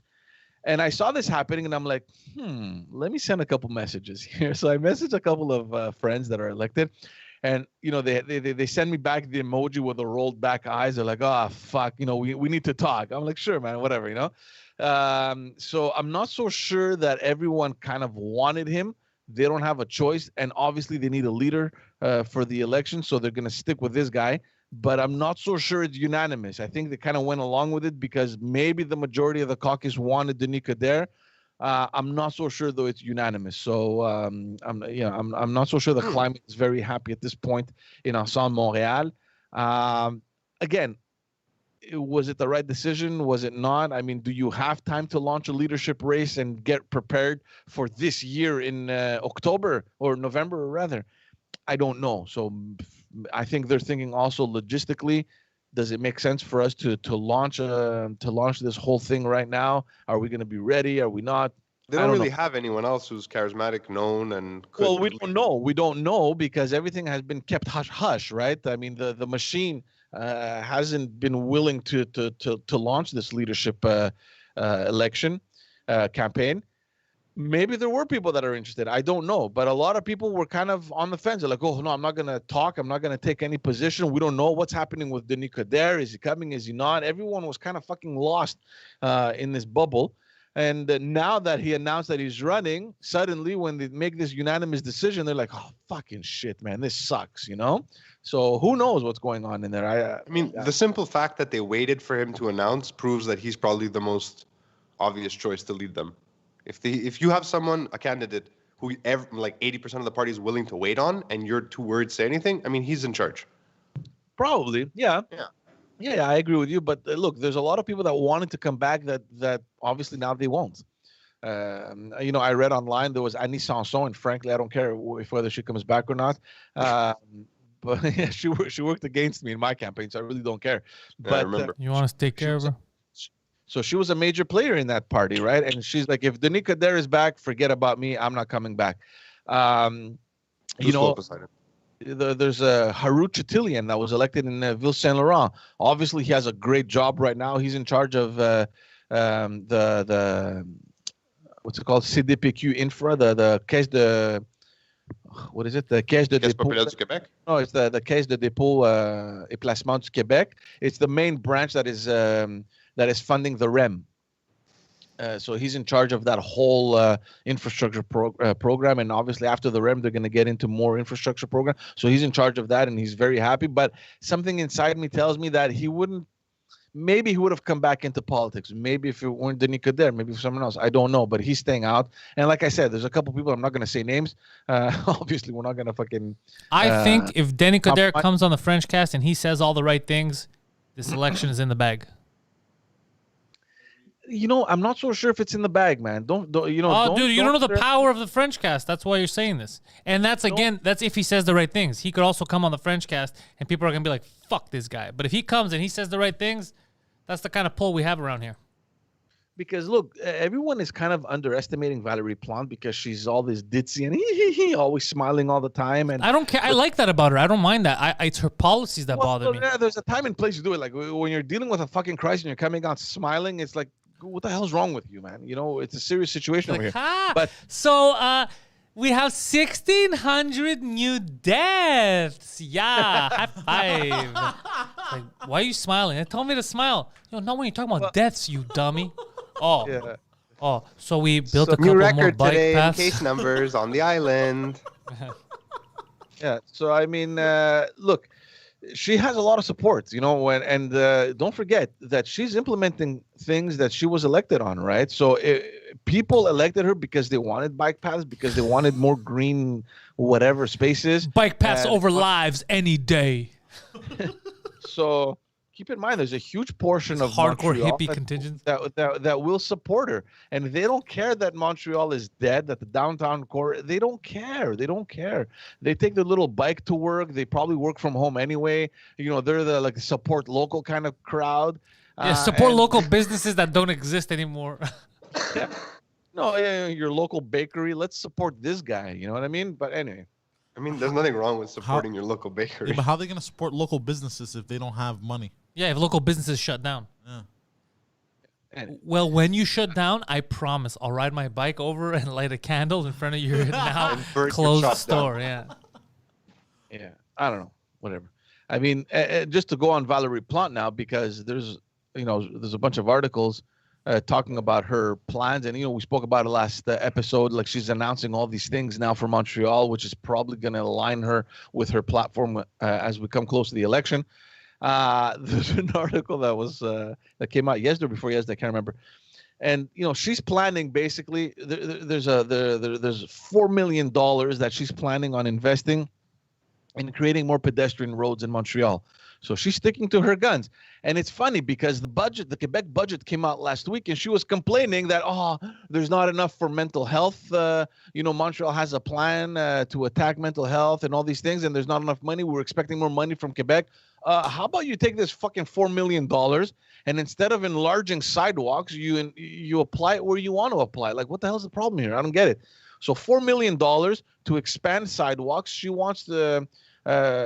because she tested it last summer, so there's a lot of streets that turned pedestrian last summer.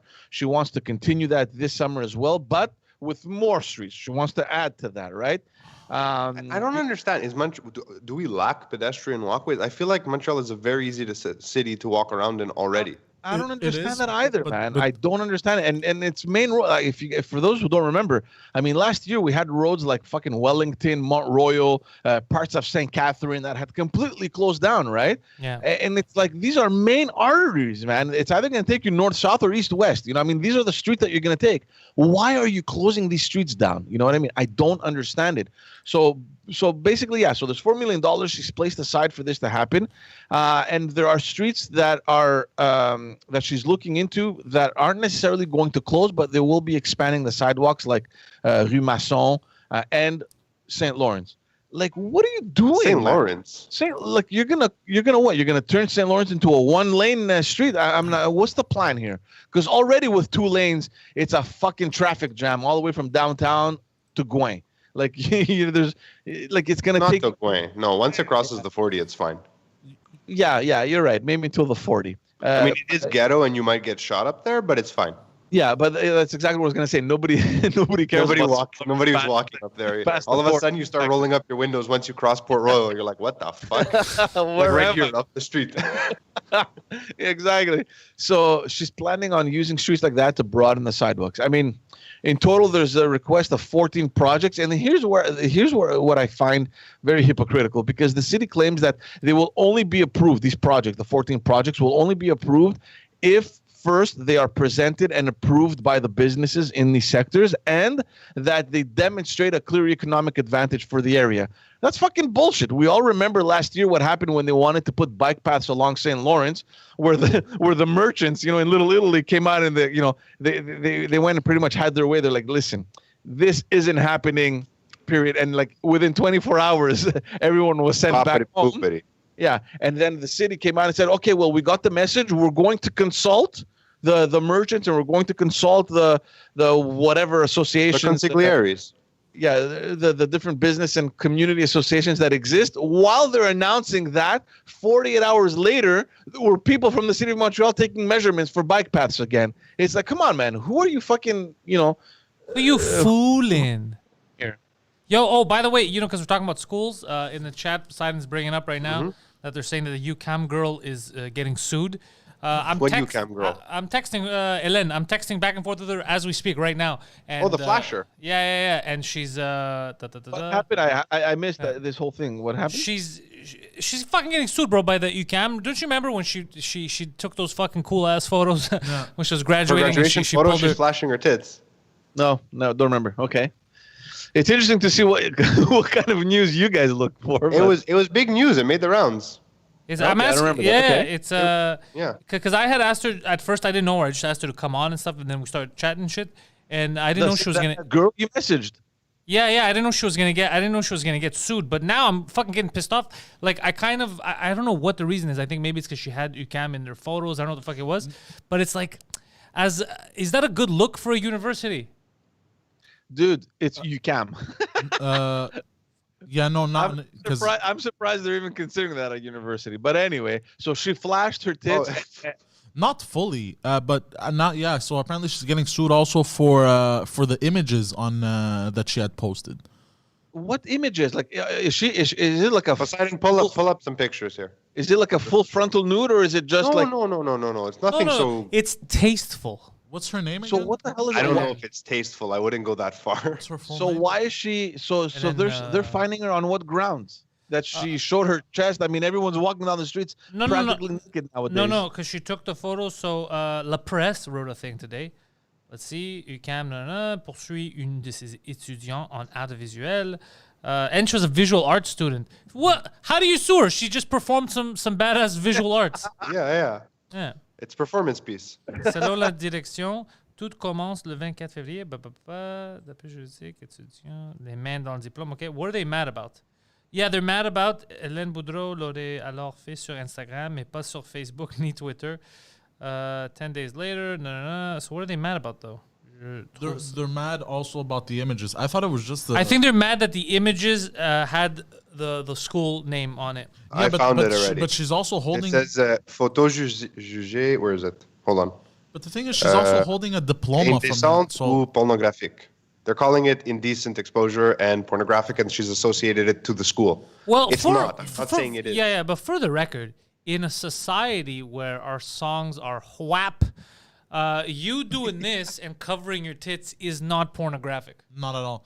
And, No, not at all. I mean, I'm just people saying. are out there buying Satan Nikes, so. No. I'm just saying. Let's call a spade. In our current society, I found an article. that's the least pornographic thing. Yes, absolutely. Like, WAP is going everywhere, and She showed less in that photo than regular Instagram models show. But Yes. she's a model here, from what I'm seeing. I mean, okay. Yeah. UCAM is claiming 100,000 for damage to its reputation and 25,000 in punitive damages. Your reputation only got damaged when you sued her and Yeah. people thought you guys were a bunch of pussies. Yeah, nobody even knew about this. Like, what the hell is? Yeah. no, everybody knew about it, George. Everybody knew, but nobody Yeah, attacked you UCAM. knew because it was made public, man. If UCAM hadn't brought this up, No. you would know Before No. UCAM, no. We knew before UCAM sued her. We knew because of the photos. But nobody badmouthed UCAM. Nobody had a problem with it. We were all focused on her. The only time people talk shit about UCAM is now when they sued her. People are like, "What the fuck are you doing, suing one of your students? You dummies!" If anything, I mean, it made she's already paid them punitive damages hold on. by fucking paying for a degree there. And it made them popular. it made them, if anything, it made people want to sign up more to UCAM. I You don't got any think more that- of these bras in that school? Let's go. I'm Bro, signing honestly, up there. Like, I thought about going back to school for a moment. You know what I Poseidon mean? Like, was about to go back into visual arts at UCAM, but now they ruined it because They he's ruined scared it. of getting sued. He You had know? tasteful photos in mind as you well. know what I mean? Think What about- if, what if I want Gigi to? just messaged me. He's like, "Don't we have a naked bike ride? How is this a problem?" Yeah, how is this a problem? No, for real. On fucking Dixies, by the way. What the fuck? Oh, my God. Might as well call them Dixies. She's in good hands at least. I know we're lawyers, so she's in. He's a good. Oh, dude. yeah? Yeah, he's a good dude. So she's in good. And he's I'm sure she'll be fine. He's more of ours and like George's generation. He's not like gonna fold. Like he's a hard worker. So she's in good hands at least. He's not the flocon de neige. Nah. He's a real dude. So He's a real dude. Okay. Yeah. I That's good. I had thought on top of it was for something else, but after I read the article, I'm like, what a bunch of dummies suing her. You know what I mean? they're Like- so stupid. They're just jealous. It's probably just a bunch of ugly Yeah, women. who but are the like, problem "We hate her." was that's what the Christine said too. Using the UCAM logo when she was promoting her OnlyFans, because the logo was on her thing, right? That's what they're like. She used our logo, but she wasn't using your logo in a fake way, like sign up here to get free access to UCAM. Yeah. It wasn't whatever. Let's see how it goes. Yeah. And also, the picture in question, she's holding a diploma from UCAM that says UCAM also on it. Yeah, but also she got that diploma. That's her valid Yeah, diploma. It's exactly. really a picture of her. Yeah. You might not like what she did with that diploma, but you taught her how to do this. That's your visual arts student. You taught her. This is a success. She started her own business based on the visual arts techniques you showed her. I mean, he's right. He's very right. Yeah. She's producing a whole thing on OnlyFans now. Down with the patriarchy. Clearly, she got her money's worth. Shit. Goddamn, you can. Goddamn, Ukam. Poseidon, clip that speech. We should put that on Instagram. Clip that speech I'm that gonna you clip- can. Yeah. What time is it? Yeah, I'm gonna clip it. Yeah. Yeah. No, she's a nice girl, bro. So it's. I don't know. Did she come to do the show? And She's gonna come. She's waiting now because her lawyer put a gag order on her for a bit. Like, don't say anything yet because we just got sued. So just calm down. So we'll wait. Once the dust settles, they see where they're at and stuff. She'll come on. I might even try to have her and Mike on at the same time. It'll be interesting. The canaries in the coal mine. Yeah, it'll be in French though. That's fine. Just so you know. Yeah. Did you guys see what's happening in the Suez Canal in Egypt? Nothing Yes. anymore. They cleared it. Did they? Yeah, they Yeah, cleared they that got the boat. boat out. Oh, I didn't know that. Okay. Welcome to the party. When did this happen? Yeah, because Like a week and a half ago. What a They cute- got stuck what a a week and a cute half kid. ago. It was stuck for When did 6 this days. happen? They got it out. They tugged it out. Are you sure, bro? Because yesterday they were still talking about how it's still stuck there. No, I mean, I'll check. But Poseidon check. I'm pretty sure they got it out. Yeah, Poseidon was showed fun, me. you know, Poseidon showed me an fucked up image of a global step boat coming transit. in and unstaking it. This thing was huge, though, guys. It's like a 400-meter boat. I mean, I know. It's pretty funny. it's not funny at all because it fucked up businesses for an No, entire. I know. You're right. But it was still pretty hilarious to watch. Oh, they got rid of it. They The got it container free. ship stuck in the Suez Canal has been fully dislodged and is currently floating after 6 days of blocking the vital trade route, thanks to my step boat. Yeah, it was other boats that helped it get out. Not unlike the Doritos that get jammed in Poseidon's windpipe, it was cleared. Yeah, it was. You know what's cool though? It's such an interesting thing that nobody ever thinks about until it gets blocked. It's one of those things you don't know how good it is until Yeah, the it's Suez gone. Canal. Yeah, of course. Yeah, we never think about it, but they're like, yo, guys, if this lasts a couple more days, you're all getting fucked. You're not getting like vital products. Like the whole world is. Oh, gonna I feel it. guarantee there's like some key passages that were like even the Panama Canal. Like you would have to go all around South America. I laughed with that stupid site, the Greek Reporter. They only do Greek news. They tried to jump on the trend. They're like, the story of the Greek people who worked in the Suez Canal. I'm like, how is this relevant? How is this fucking relevant? I like when people do that, but they're doing it now too. I saw. So remember there was that shooting at the massage parlors in Atlanta. Yeah. They're tying it into Asian hate crimes, even though the guy who did it said no, it has nothing to do with Asians. I shot everyone in there, even the white people. I just because he was like a hardcore, I think, religious guy, and he felt like they seduced He just him. hated whores, right? Yeah, they felt like they were seducing him. It had No, nothing, sex and he workers. even said, he goes, no, it has nothing to do with them being Asian. I don't care who was there. Whoever was there, whoever these hoes was getting it. And they still said, it sucks that they targeted Asians, but they didn't target Asians. He didn't target. It's weird how everyone's like, yo, let's jump on the Black Lives Matter thing. I wonder what black people think if they're looking and they're like, let us have 1 year. Let us have 1 fucking year. They had 2020. It's crazy. But this Asian hate It's is real. No, Yeah. of course it's Yeah, real. of course it's But real. I'm saying you can't attach everything to it like Phil said with the Suez Canal. You can't be like, Greeks worked on that too. It's like, yeah, that's not the issue here. The issue is a boat stuck. When's our turn? I don't want to turn. Well, because I'm mad about, I'm furious. I'm very angry with Lil Nas X. I've been saying on this appropriating my podcast, culture. for the record, for Asian hate, I've been saying on this podcast, and you can pull up the videos. My fans know how to find these videos because we said it on these podcasts, on many podcasts. I said it a year ago when we started this show. Remember when we started this show and people started beating up Asian people downtown?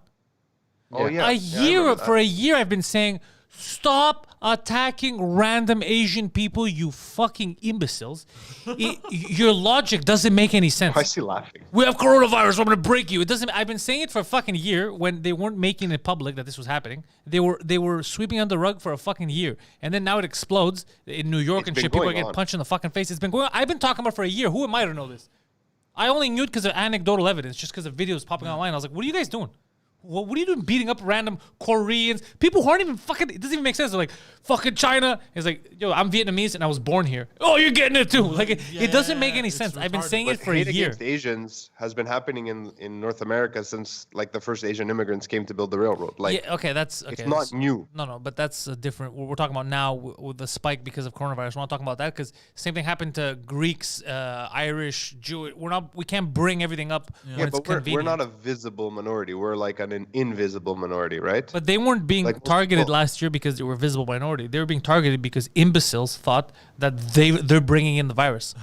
Yeah. And that I they're mean, fighting the good It's fight. crazy. It's crazy. And for those who are interested, my next episode on the backstage, I have a friend of mine. He's a Canadian of Asian origin. Winston, very much involved in. Did you say his name is Winston? Yeah, Winston Chan. It's amazing. Yeah. So very close to the community, very involved in society and politics and community and all that stuff. Where's his family from? His family is he's from China, but he's born here. I thought you were gonna say Asia. Yeah, he's from Asia. No, he's an Chinese. Indian fellow. And it's crazy, man. Honestly, like the stuff that he has seen and the stuff that is being reported to him, it's just nasty. Like Chinatown is on the verge of fucking disappearing. Businesses have closed down. There is no plan on really bringing it up again.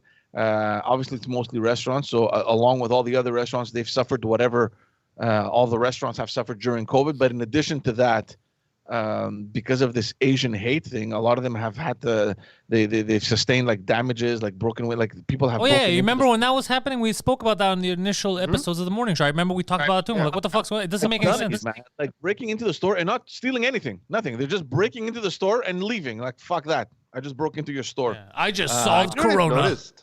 So stupid. Most of the people speaking out like publicly online about Asian hate, I haven't seen a single, and they've suffered quite a bit because of Pearl Harbor, mostly. No Japanese people coming out and saying anything. No, they Is know there to keep their less mouth of them shut who this immigrate? time. Well, Last time they talked this shit, is- 2 bombs were here's dropped. what- Stay quiet. I don't know if anyone else heard, but it completely cut out on this end. Oh, it was a good one. It was a good. I can't Oh, repeat it. It man. was it was a time joke. Yeah. Ah, fuck. Japanese in general- but this kid also said that Winston. He said that it's part of their culture also that they're not really vocal about it, right? It's not like things are happening and they're like, oh, let's stand up, and it's not part of their culture. They deal with it amongst themselves and within their own It's a community. private matter. Yeah, not a lot of them are coming out denouncing these things, and it's still at a very private kind of issue. I understand, George. I understand them. I understand some stuff needs to. However, in this case, just to answer to what Phil was saying about Japanese, maybe stuff is happening and we don't know about it. yeah, they They're don't not talk really- about it. Yeah, But you're right. this is the type of shit that you know why you should talk about it. This is the type of shit, kind of like when we talk about mental health or domestic abuse. You should bring it up because then you're going to see more people are going to bring it up and you're going to see that there's a fucking problem and something needs to be done. Because if you hide that shit and everybody thinks, oh, it just happened once to me, or, and you don't bring up that there's an actual issue, you won't be able to solve it. So this type of shit, bro, if your store keeps getting broken into, you keep getting fucking graffiti your stuff because you're Asian and shit, yeah, bring it up. Tell the fucking cops, like, something needs to be done. Yeah, and he also told. I mean, I don't want to give it out, but Yeah, it's don't an spoil your interesting whole episode, George. No, but it's an interesting conversation because he says that they're in discussion with the police, and the police are they have no clue how to deal with this. They're not equipped properly, and in general, they just What do you mean equip They're properly? What do they have to? What do you mean? I don't know, whatever, man, whatever They got tools sticks they. and guns and shit. What tools do they need? What the fuck are they talking about? I don't know, but and I don't know what kind of how they could be better equipped to fucking take down a report and denounce it. I don't know, but Like this, watch. Let me show you. Watch. All you need to be equipped. You need a pen or an iPad, but a pen, and you are like this. Okay, assailant, Asian hate. We gonna find him. That's it. Like that's all you need to do. Yeah. Take it seriously. so Ridiculous. So anyways, in addition to that, don't forget, guys, that we live in a society where our elected officials have an issue accepting the fact that there's racism, right? That there's Why? systemic racism. Well, why? What do you mean why? You have a premier here of this province that disagrees. He doesn't speak for every elected official. Yeah. Also, he didn't say. Didn't he not? He didn't say there's no racism. He said there's He no. said there's systemic racism. which means the system isn't racist. Is what he said, right? Yeah. Okay. So but when well, I mean, if the disagree. system, I'm not saying to agree with him. I'm just saying I guess it's systemic. But there's a difference Right. between systematic and systemic. And systemic. Yeah, no, it's two different things. I think it's endemic. I think he's just playing with words. I think he doesn't know many words. The premier. I don't think he's a dumb don't guy. know. He's just an asshole. I don't know. I mean, so personal experience would it- dictate otherwise. no, but you have all these idiots that that they want to perpetrate all these acts, and then they think that they're justified because well, our leader doesn't believe it's fucking real, so fuck it. That You know what I doesn't mean? make any sense.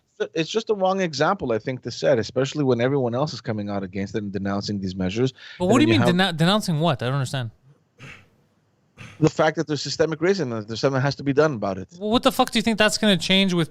Like, do you think people are going out and committing hate crimes? It just goes back to what you're saying, that we need to start having this discussion. That if people are mentioning and talking about it more, and people are posting more about it, and maybe it's gonna keep that idiot back from fucking punching an Asian woman down the street. You saw the clip that came out in New York yesterday. Yeah, of course. The guy in the metro. Taken from a security camera, I think, from a store or whatever. Oh, you're talking about the other guy. I saw the guy get his ass kicked and robbed in the No, subway not station. that one. Not that one. No, you see the lady walking, and some guy comes and just kicks her on the floor, and then keeps kicking her head while she's down.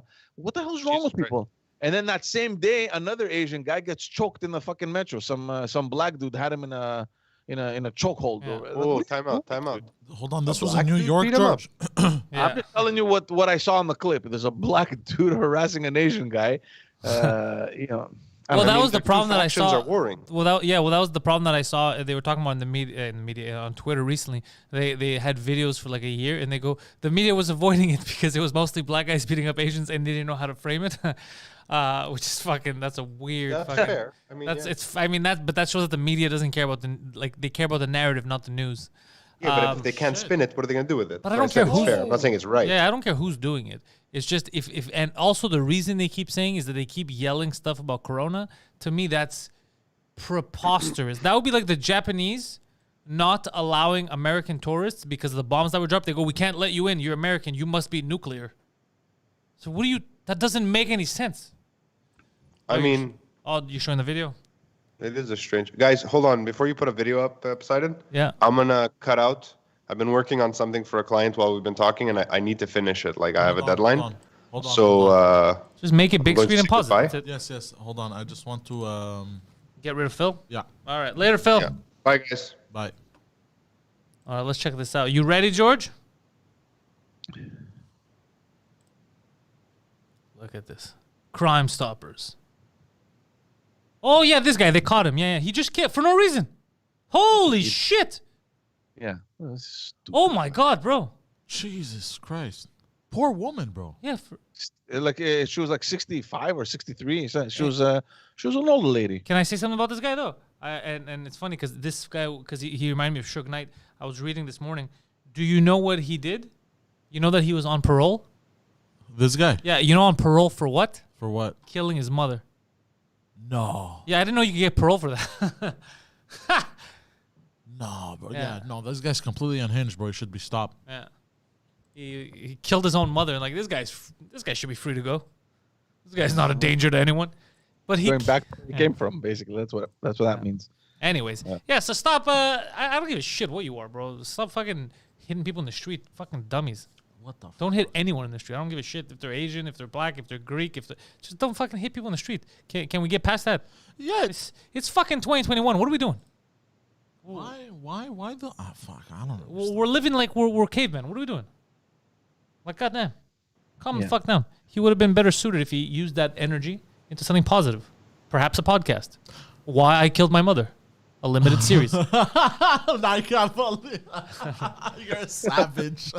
No, what do you mean? You wouldn't. I'd listen. I'd be curious. You're a fucking animal. But I love you, bro. You're the best. I would listen. I'd be curious. Animal. I'd be curious. The guy murdered his mom and he's out on parole. I'd be curious. Limited series. It's a limited series. Yeah. Fuck. Oh God, you're the best. Love you too. Tasso in the chat is saying something interesting. He's like, bike paths are not for hippies. Bike paths revitalize downtowns. He lived in New York during the big push for bike paths in 2010, and it worked. Yeah, they it's true. added New the York path has on bike paths. You're correct, but you know what else New York had? 9/11. Is that what you wish upon us, Tasso? You wish a new 9/11 upon Montreal? What's going on, sir? What's up with that shit? You disgust me. You're on fire today. Yeah. I mean, I don't know, man. Maybe in a city like New York that No, has bike paths aren't bad. Bike paths are not. He's not wrong. Bike paths are a good thing. Green is a good thing, but you have to. It's very difficult. You need good planners to intertwine it with a modern city. The problem with us is that she didn't intertwine anything. She just said people could just throw their cars away and this becomes a bike civilization. Yeah. It's like, what the fuck are you talking about? We have stuff to bring in. We have trucks. We got equipment. We're selling stuff. We're a modern society. London has implemented bike paths very well also, and like here, like I'll give you one example, George, of a street that she completely fucked up. Mount Royal Street. Okay, there's little side streets that go perpendicular to Mount Royal, right? Yeah. You try to come out onto Mount Royal, left or right, you can't. Forget it. There's first of all, there's a stop sign for you. There's no lights for cars or a stop sign for other cars. Then you have all the fucking cyclists fucking going left and right, especially in the summertime. No stop sign for them. You're stuck on the bro, intersection. you're stuck. Come on, You have to put up your nose, and then they get angry at you. So she's completely like, it's the way she did it. She just, okay, here are some fucking bike paths. Figure it out. Yeah. That's what we're saying is the problem. But he's right. Bike paths are good for modern cities. Greenery is good. And we have a lot of green on this island, so it's good for oxygen. It looks nice. You just have to plan it properly. Yeah. It's like those people that say, way- I'm going to start a podcast. And they don't get a microphone. The camera's fucking sideways. It cuts. They don't know what the fuck they're doing. Like, but it's still a podcast. Like, no, man, just sit down and organize yourself. Like the way they did it on Maisonneuve. Like in the beginning, I hated it, but now it's fine. Like they created, it's not just a bike path in the middle of the street where it's dangerous. Like they have their own little lane. There's like that, whatever you call it. It's like a cement kind of division. And it works. I mean, Maisonneuve, you still have your two lanes and you have your bike path, and I don't have a problem with it now. And they even have lights for the cyclists, so that is fine. But but that's one bike path in the city that works properly. The other ones are all fucking. You know what I mean? Yeah. Also, the fact that, and just to mention that path on Maisonneuve, I've actually been downtown in wintertime where the roads are just disgusting, and you have a little bulldozer cleaning the bike path. It's kind of funny. It's like, what?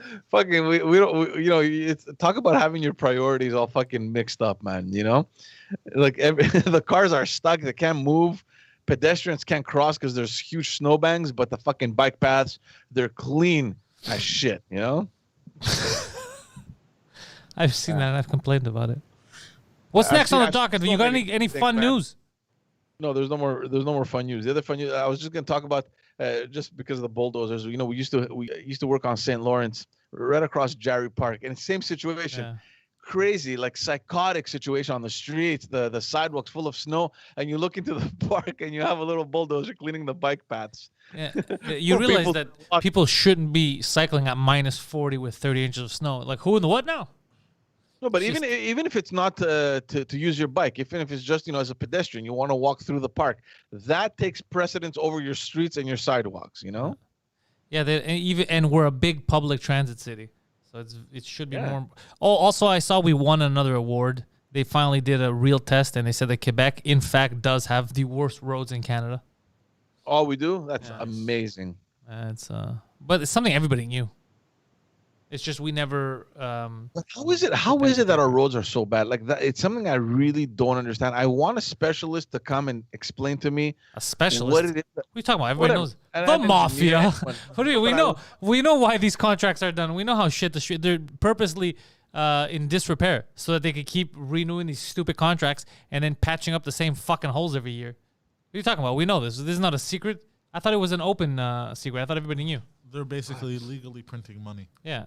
It's so stupid. In any other city, if the same companies that keep fucking up the same potholes every year were doing that, you'd go to another company. You'd give the contract to a person that could do the job. This is the only place where they don't do that. They keep going to people breaking your shit. It's so obvious. It's so fucking obvious. There's no other place on the planet, no other real business that would operate like that, right? You wouldn't keep giving money to someone that's not providing the service you're paying for. Just here, just in Montreal. Because the whole argument about the weather is bullshit, right? I mean, there's No, it's hard just winters cheap across products, bro. Canada. It's just garbage There are products. hard winters in the U.S. as well, and the roads are like nice and silk, you know? Yeah. No, it's just all it is they purposely use shoddy materials so that they break again when the season changes, and then they get contracted again to do it. It's a big game, but in a city you shouldn't be allowed to do that because for the accidents that they cause, the damage to cars, like some of these fucking potholes. Like there's one on Beaumont right now. If ever you go, Oh, yes. yeah. Oh my God. Someone had to put a giant orange cone in it, so it pops up. So Imagine how big it is. yeah, because so that you could forcibly go into the other lanes around it. Because if your car goes into it, you're fucked. That car's done. Yeah. It's massive. Yeah. Where is it? Like around curbs there, where it's- they're building that new. No, it's on Beaumont and Outremont. Okay. Yeah. Beaumont, Outremont, right? I Yeah. think so, yeah. Yeah. Well, there's also these. I mean, you're driving through Montreal. There's all these developments that are currently underway. You know, downtown, even in Parkex, anywhere. You know what I mean? And you have these huge trucks, bulldozers. Like I mean, it's. I think it's only normal for the roads to be destroyed. The problem is, can you fucking fix them? You know, how many years in a row have they been fixing Pine Avenue? It's so true. I used Like to live on how Pound many- as a child. Pine Avenue has been closed for what, 5-6 years now. They open it a couple months later, they close it again. What is there to fix? Like, what did you not do the first 6 times? Well, because you know what they do, huh? They basically go fix the road, and then they have to fix the pipes. So that layer of cement that's new and everything, they have to break it up again, go fix the pipes, and reset the road. They do shit like that. They do shit like that, bro. But the whole infuriating. street, it's not like a resurfacing that they were doing. Like they gutted the whole thing. Yeah. Like, Repeatedly. and it's just year after year. It's like again. It's a joke. I'm telling you, it's a running gag. It's a joke that they just fuck around here. Because we let them get away with it. We let our politicians. We only riot for stupid shit. Yeah. We don't riot for important stuff. Like people should be furious about their money. By the way, speaking of money, what's going on now? I heard Trudeau is increasing the carbon tax. What does that mean for people in general? No, I'm not so sure about that. What I read last week is that the Supreme Court gave right to the federal government for imposing a carbon tax. It had gone to court. You know, obviously the provinces out west they didn't want the government kind of imposing any taxation on stuff that technically is the provincial jurisdiction. So that's where it's dangerous. Quebec wasn't part of that because Quebec has its own policy on it has its own kind of version of the carbon tax. We had the carbon market here in Quebec, which made sense for the businesses actually. But what Trudeau imposed in the rest of Canada, that carbon tax was going to be sent back to the people. But now with the fact that the Supreme Court has actually given them the green light, saying that it's fine what you're doing. A lot of provinces are worried that the federal government is now going to come into each province and impose certain things, and it's not their jurisdiction. So, I mean, I don't know exactly what the fuck is going to happen, but it just scares me every time there's an election looming. There's all these conflicts that start happening between the province and the federal government. You know, Justin wants to have more control on the seniors' residences. He's been hammering on that for fucking ever since this pandemic broke out. And you know, Legault's reaction to that was like he just by nearly avoided telling him to go fuck himself. You know, just by this close. So he's adamant about that. He wants to have more control. Now with a carbon tax, what's going to happen? He's going to come into that industry as well. He's going to take over. I mean, what exactly are we talking about over here? And again, I was just wondering what's going to do to people's wallets. Like, are they going to be paying more at the gas pump? Where are we going to feel it as citizens of this country? Yeah. Well, there's two things because here in Quebec, you don't really notice it. You don't notice it. It's the big corporations that are paying it. So for you, it probably doesn't mean anything, right? So it won't affect the pump. It won't affect the price of the pump. Yeah, exactly. So, well, the pump a little bit, but the pumps already pay a green tax. But the carbon market here in Quebec, the way it was designed was that if you are a huge corporation and you had a huge imprint on the environment, you had to pay a certain tax, and it created kind of like a market where it's kind of like stocks, it's like a company is like you can buy some from another one or exchange them. It was an interesting little concept, and the way that it had worked was that they had expanded that across Canada and all the way into California with a few U.S. states as well. So it was a huge carbon market. So companies, for example, corporations here in Quebec were able to trade with companies or corporations in the U.S. It was an interesting little concept, right? In order to maintain a certain cap, so all corporations could not, they had a ceiling. But what Trudeau did was that he imposed the taxation, like for example, on the pump companies, and all that is going to go back to the citizen, to the taxpayer. So these provinces thought that obviously it made no sense. There would be absolutely no effect on any positive effect on the environment because you're giving money back to the taxpayer. So how do you know that money is going to go back into green technologies or it's going to be reinvested in environmentally friendly policies, right? It won't. The fact is that it won't. But again, just go back to the Supreme Court. They said that they have a right to impose that. I don't know what's going to happen. I have no idea. This is actually now happening, right? So the provinces are scared that the federal government is going to move into one of their territories, into one of their areas of control. I don't know. I don't know. It's worrying to me, honestly, the fact that the federal government is making these moves, especially with respect to the health sector and now in the energy sector as well. Yeah. They sound like a bunch of street gangs. How so? Yeah. Like moving into their territory. Oh yeah. That's They don't like it when you move into their territory. No. Fuck. I mean, do you remember? I don't know if this is off the table now. Let's see if he gets reelected or not. But remember a couple of months ago, the Liberals were talking about that whole controlling broadcast media, including podcasts and all that, for you to maybe get a license, so that they can dictate. So they could dictate what goes on, basically what goes on online in the country. They already do through the CRTC. So what you're saying is what? They wanted to include podcasts within that platform? Yeah, as well? YouTube channels, everything like that. So in order for you to be allowed to broadcast anything, even on the internet, you would have to get approval by them, get a license. So you can't just start up a channel and be like, hey, what's the deal with these potholes? Because they obviously would not approve your license, which is a crazy communist way of doing things. But I haven't heard anything about it in months. Maybe people in government were like, are you stupid? It's difficult for me to imagine how that would pass. Yeah. There's no way. There's no way. I mean, how do you regulate on that? Well, that's the thing. They even have the other guy. There's a guy whose job is to regulate online. Remember he has a minister, some shit for that, Trudeau. A guy who's supposed to, do you remember this, Poseidon? Can you bring it up? Yeah. Bring up the story. There's a guy whose job it is to fix the narrative online or whatever. Take a look at the dissenting voices and shit. Okay. Yeah, they don't like it when you go against them. It's crazy, right? That these things are happening in course. 2021. In 2021, if you don't like criticism as a politician, so you're going backwards. We're not only talking about criticism. He's the We're heritage talking about minister. the heritage minister freedom that you have to start an enterprise online because that's where everything is, right? Yeah. That's where all the money is. Oh, this I mean, YouTube is a free platform. Anyone can subscribe to YouTube, but we're going to have Canadian politicians here imposing whatever, implementing whatever licensing. Well, on the they already do it with Facebook, right? The Canadian government works with Facebook to take stuff down on Facebook. We know that already. Yeah, this guy, Stephen Guilbeault. Yeah, this guy. Okay, yeah, he's the culture minister. Yeah, he's in charge of that. The CRTC falls under his. He's in charge of all that shit. I remember his face. Yeah, I used to. But because I read that they're planning on tabling a policy to tax big players like Facebook, Netflix. No, that's Amazon. a different. Yeah, that's something different. That's cool. They could tax whoever the fuck they want. I don't care. CRTC, I don't know. I don't remember ever reading anything. Okay.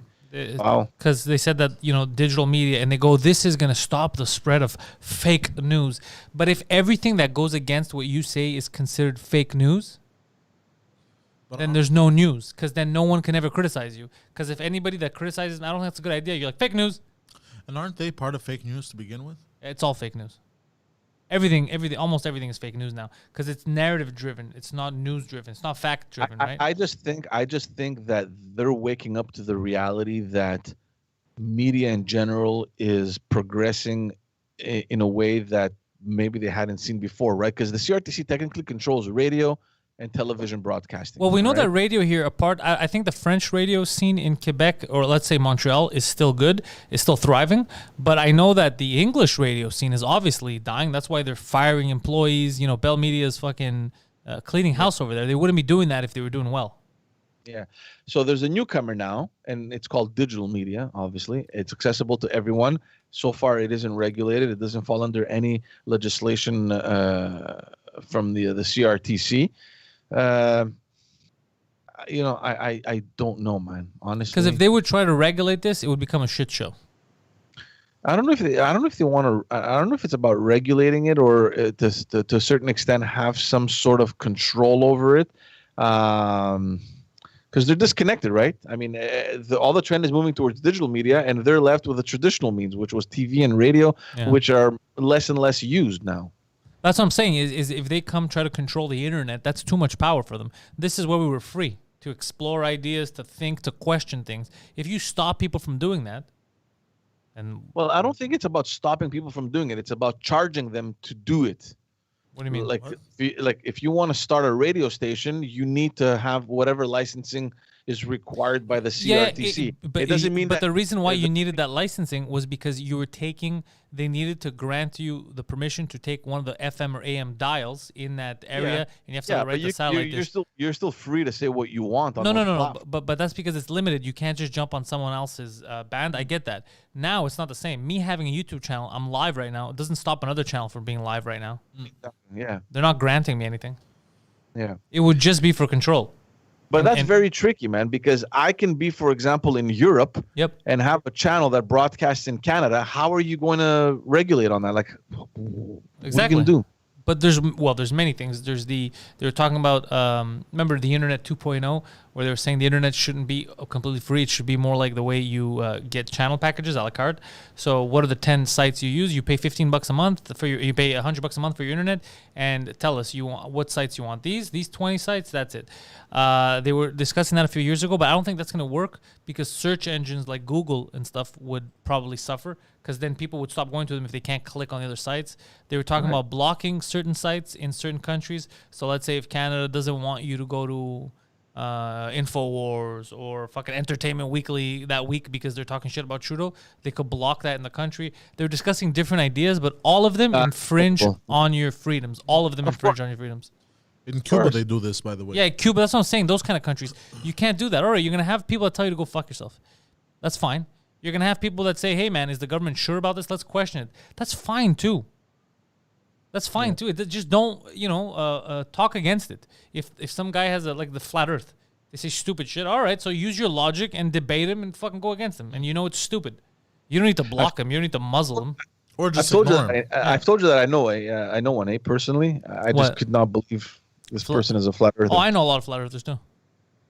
It's just ridiculous. Yeah. And the arguments, like, well, you're going to believe whatever NASA tells you. Yeah, that's the argument. Well, which I understand. I understand not trusting NASA. We were brought up to not trust Nazis. Yeah, so, but that's the point. So I get that. But at the same time, what's the point? Look, what do they have to win by faking? There are all these countries have satellites in space. If NASA were lying to us all these years, someone would have ratted them Russians would have. Don't you think that Russians would have come up and said, "Oh, look, the Earth is flat. NASA's lying to you"? Well, not just that. We're Greek. We've been saying that the Earth is round for thousands of years. It's nothing new. NASA didn't invent it. We have fucking statues of Atlas holding up a globe. But NASA has the imagery or whatever. I get it, but I'm saying it's not their creation. We've been saying this for thousands of years, so it's not. There's a lot of reasons why it's dumb, but at the same time, I don't want to block someone from sharing his ideas. Because for every stupid idea, you're going to get some good ones that you need to explore. And also, at the worst case scenario, it's It's like an open mic. You're gonna have to go in and try some jokes that don't work and shit, and work on shit until something good happens. Also, you could look at it this way: it's also fuel for other creative stuff. It is. Now you're gonna have fuel on other people trying to figure out. Oh no, wait, that can't be real. Let me tell you guys why, and then they're gonna explain to us how satellites work and how the images were taken, all that interesting stuff. Or like I was thinking in the sense of like imagine a movie Yeah. about the Earth being flat and they hit the edge or like some. Oh yeah, crazy like shit. a story. Yeah, Yeah, like you could do that too. Yeah. You know what I mean? Yeah. Like that, so you can't. I just don't like the idea of the government ever regulating everything and blocking us from exploring. That's crazy to me. It's strange because like I can understand them wanting to not necessarily control, but to regulate, for example, like in traditional broadcasting. I mean, someone needs to be there to set the tone and to set the rules and like to control big players and protect the smaller ones, because that's technically what the CRTC's job is, right? I mean, when you have Rogers now buying what was it, Shaw. Shaw. It's gonna pass through the CRTC. They have to make sure that you cannot have a bigger piece of the pie, and that if you do, well, you're gonna have to give certain access to the smaller players and etc. So that's I understand that, right? They want to keep some sort of control, Right, but if they would do what they were market. planning on doing in digital media, it would be the opposite, because they would remove all the small players. But that's the whole thing. How are you going to do that in digital? Like, how are you going to control things with digital media? Like, I don't understand. Like the amount of platforms that are out there that allow you for free to be creative and to do whatever it is that you want to do. Like, what are you going to do? But You're gonna I mean, go the see CRTC is. Pantelis, you're going to tell them, well, Pantelis, you're growing way too quick. Yeah. You're going to have to start allowing the smaller players to advertise for free on your channel or whatever. I don't know what they're going to. Like, it doesn't make sense. But even now, the big companies do that. Even YouTube does that. YouTube throttles you. YouTube, if you get too big and they don't like your channel, they'll shadow ban you. Instagram will shadow ban you. Twitter will shadow ban you, which is the smartest. I mean, it's shitty, but it's the smartest thing they came. For people who don't know what shadow ban is they will block your channel from being seen by being discovered by people who would like it but haven't seen their feed yet. Yeah. Sometimes, like for Twitter and Instagram, you won't even be able to search. You'll search your name and they won't your handle and they won't be able to find it. You'll need a link, because these are all things that you won't know as yourself. Yeah. You'll just be How do you get shadow banned? Like, what? Like, you have to have like content that is offensive. Well, yeah. Here's the thing. So some people, like I remember, some people, it's like, okay, they got shadow banned because let's say it was like crazy conspiracy theories. Okay, so you're like, okay, terms of service, whatever, something there happened. But then there was cases where a lot of comedians were getting shadow banned. We had shadow ban. I remember for a while Twitter had done that to me. We haven't checked recently because there's websites you go to tell you about Twitter, Instagram. Instagram did it to me. Remember when Instagram did it to me? So you couldn't search for me. So if you weren't following me or if someone wasn't sharing your stuff, no matter what the video was, you would never see it. And there's ways for you to find out if you are shadow banned? Yeah, there's websites that do it for you. On Instagram, they do it via the, I think they use the hashtags to figure it out, because you should come up. Like, let's say they take a post you made a year ago or 10 days ago, and you have certain hashtags, right? So when people search those hashtags, they see if you're in there, if you come up. If you don't, it means they even excluded you from the hashtag search, which is crazy. So they did it to Andrew Schultz. I remember Andrew Schultz, before I followed him on Instagram, because I'm mostly on Twitter, he was like, yeah, people are having trouble finding my thing. And I go, and then I went on Instagram, his exact handle, I couldn't find him for a while. And then he complained to Instagram, this and that, and then they rectified it. It happens to a lot of people who, not just conspiracies or violence, it happens to all kinds of people. YouTube did it to us for a long time. I think it's an algorithm. Yeah. I think so they'll block you which is crazy because they stunt your growth. Yeah. They manufacture like a traffic jam. And then it makes people also, like, let's say they're starting out and they're doing good. Their stuff's getting shared. They're going, and then they block them, and then they lose faith. Like, my channel's not growing. I'll just leave YouTube. Like, I won't do this anymore. Like, it's you have to power through a lot of weird shit with these companies, because also you have no recourse. They could do whatever they want. That's the other thing. You have no recourse. They'll block you. They'll demonetize you, and then you fight it. Sometimes it's for reasons that aren't even against their terms of service. It's not always straightforward. It fucks with you. Oh. Yeah. Wow. Yeah. These companies are not all encompassing. They're not all good, you know? Yeah. Well, G, let me tell you guys something, all right? Number one, we have a new sponsor this month on this channel and all the podcasts, even audio. It's Just Meat It. You head over to justmeatit.ca to get yourself high-quality meats, and you're supporting Quebec farmers. These are Quebec farmers that are raising these animals, most of them, and they're raised healthily. No fucking hormones. no chemicals, no performance enhancing drugs. All right, these animals are not illegally winning any races.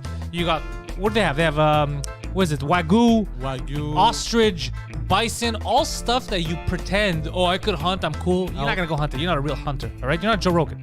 So just buy it from them. They bring it to your door directly. Delicious high-end meats. And if you use the promo code COMEDY, because now they've become big fans of comedy, you get 10% off. Promo code COMEDY. Links are in the description. Check that out. Also, if you're in the business of podcasts, you like podcasts, our friend George has 2 hit podcasts. One is the Backstage podcast. And as he told you, he's got a guest lined up where he's going to be talking about, what are you talking about? Hate crimes? Hate crimes, one of George's passions on the side. He's going to be talking about the next episode of the Backstage podcast. And when you're done with hate crimes, domestic violence on Just Us Dads. Just Us Dad comes out weekly. He's got clips on TikTok. He's putting stuff up on YouTube, on the Instagram. Just Us Dad is a very fun podcast. George gets together with his friends who are also fathers. They talk about what it's like having kids, raising kids in this environment in general in the 21st century, but also now with COVID and the schools closing. It's a lot of fun if you're a parent or parent adjacent, or if you want a cool podcast to put on where people are sharing different ideas and just having fun talking about their families. Just Us Dads. Links are in the description. Also, go to Phil. Phil Balbanos has a new podcast coming out every Sunday called Fill My Hole, where he goes around filling gaping crevices of intellectual knowledge in the city. Fill My Hole, 8 p.m. every Sunday. Links in the description for Phil's podcast. Also, Phil, go to his website if you need a commercial. If you are an actual company, you need a professional commercial made, not some of these garbage ones. You want to look like a real-ass company, not some kind of high school project. You go to Phil. You go to balbalance.com. He's going to get you the commercial you need. You can find Poseidon online, ThePoseidon69, Instagram and Twitter. Plus, he loves to play games, and you can watch him on Twitch, twitch.tv/ThePoseidon69.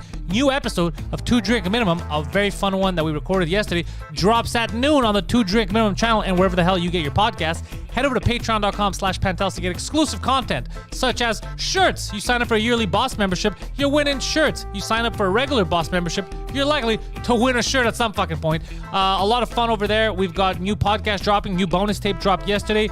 New episode of Annabelle Lebet, French version of In Bed with Poseidon, goes live on the Patreon tomorrow. Every Saturday, you're getting In Bed with Poseidon. A lot of good stuff. Patreon.com/Pantelis. Thank you, guys.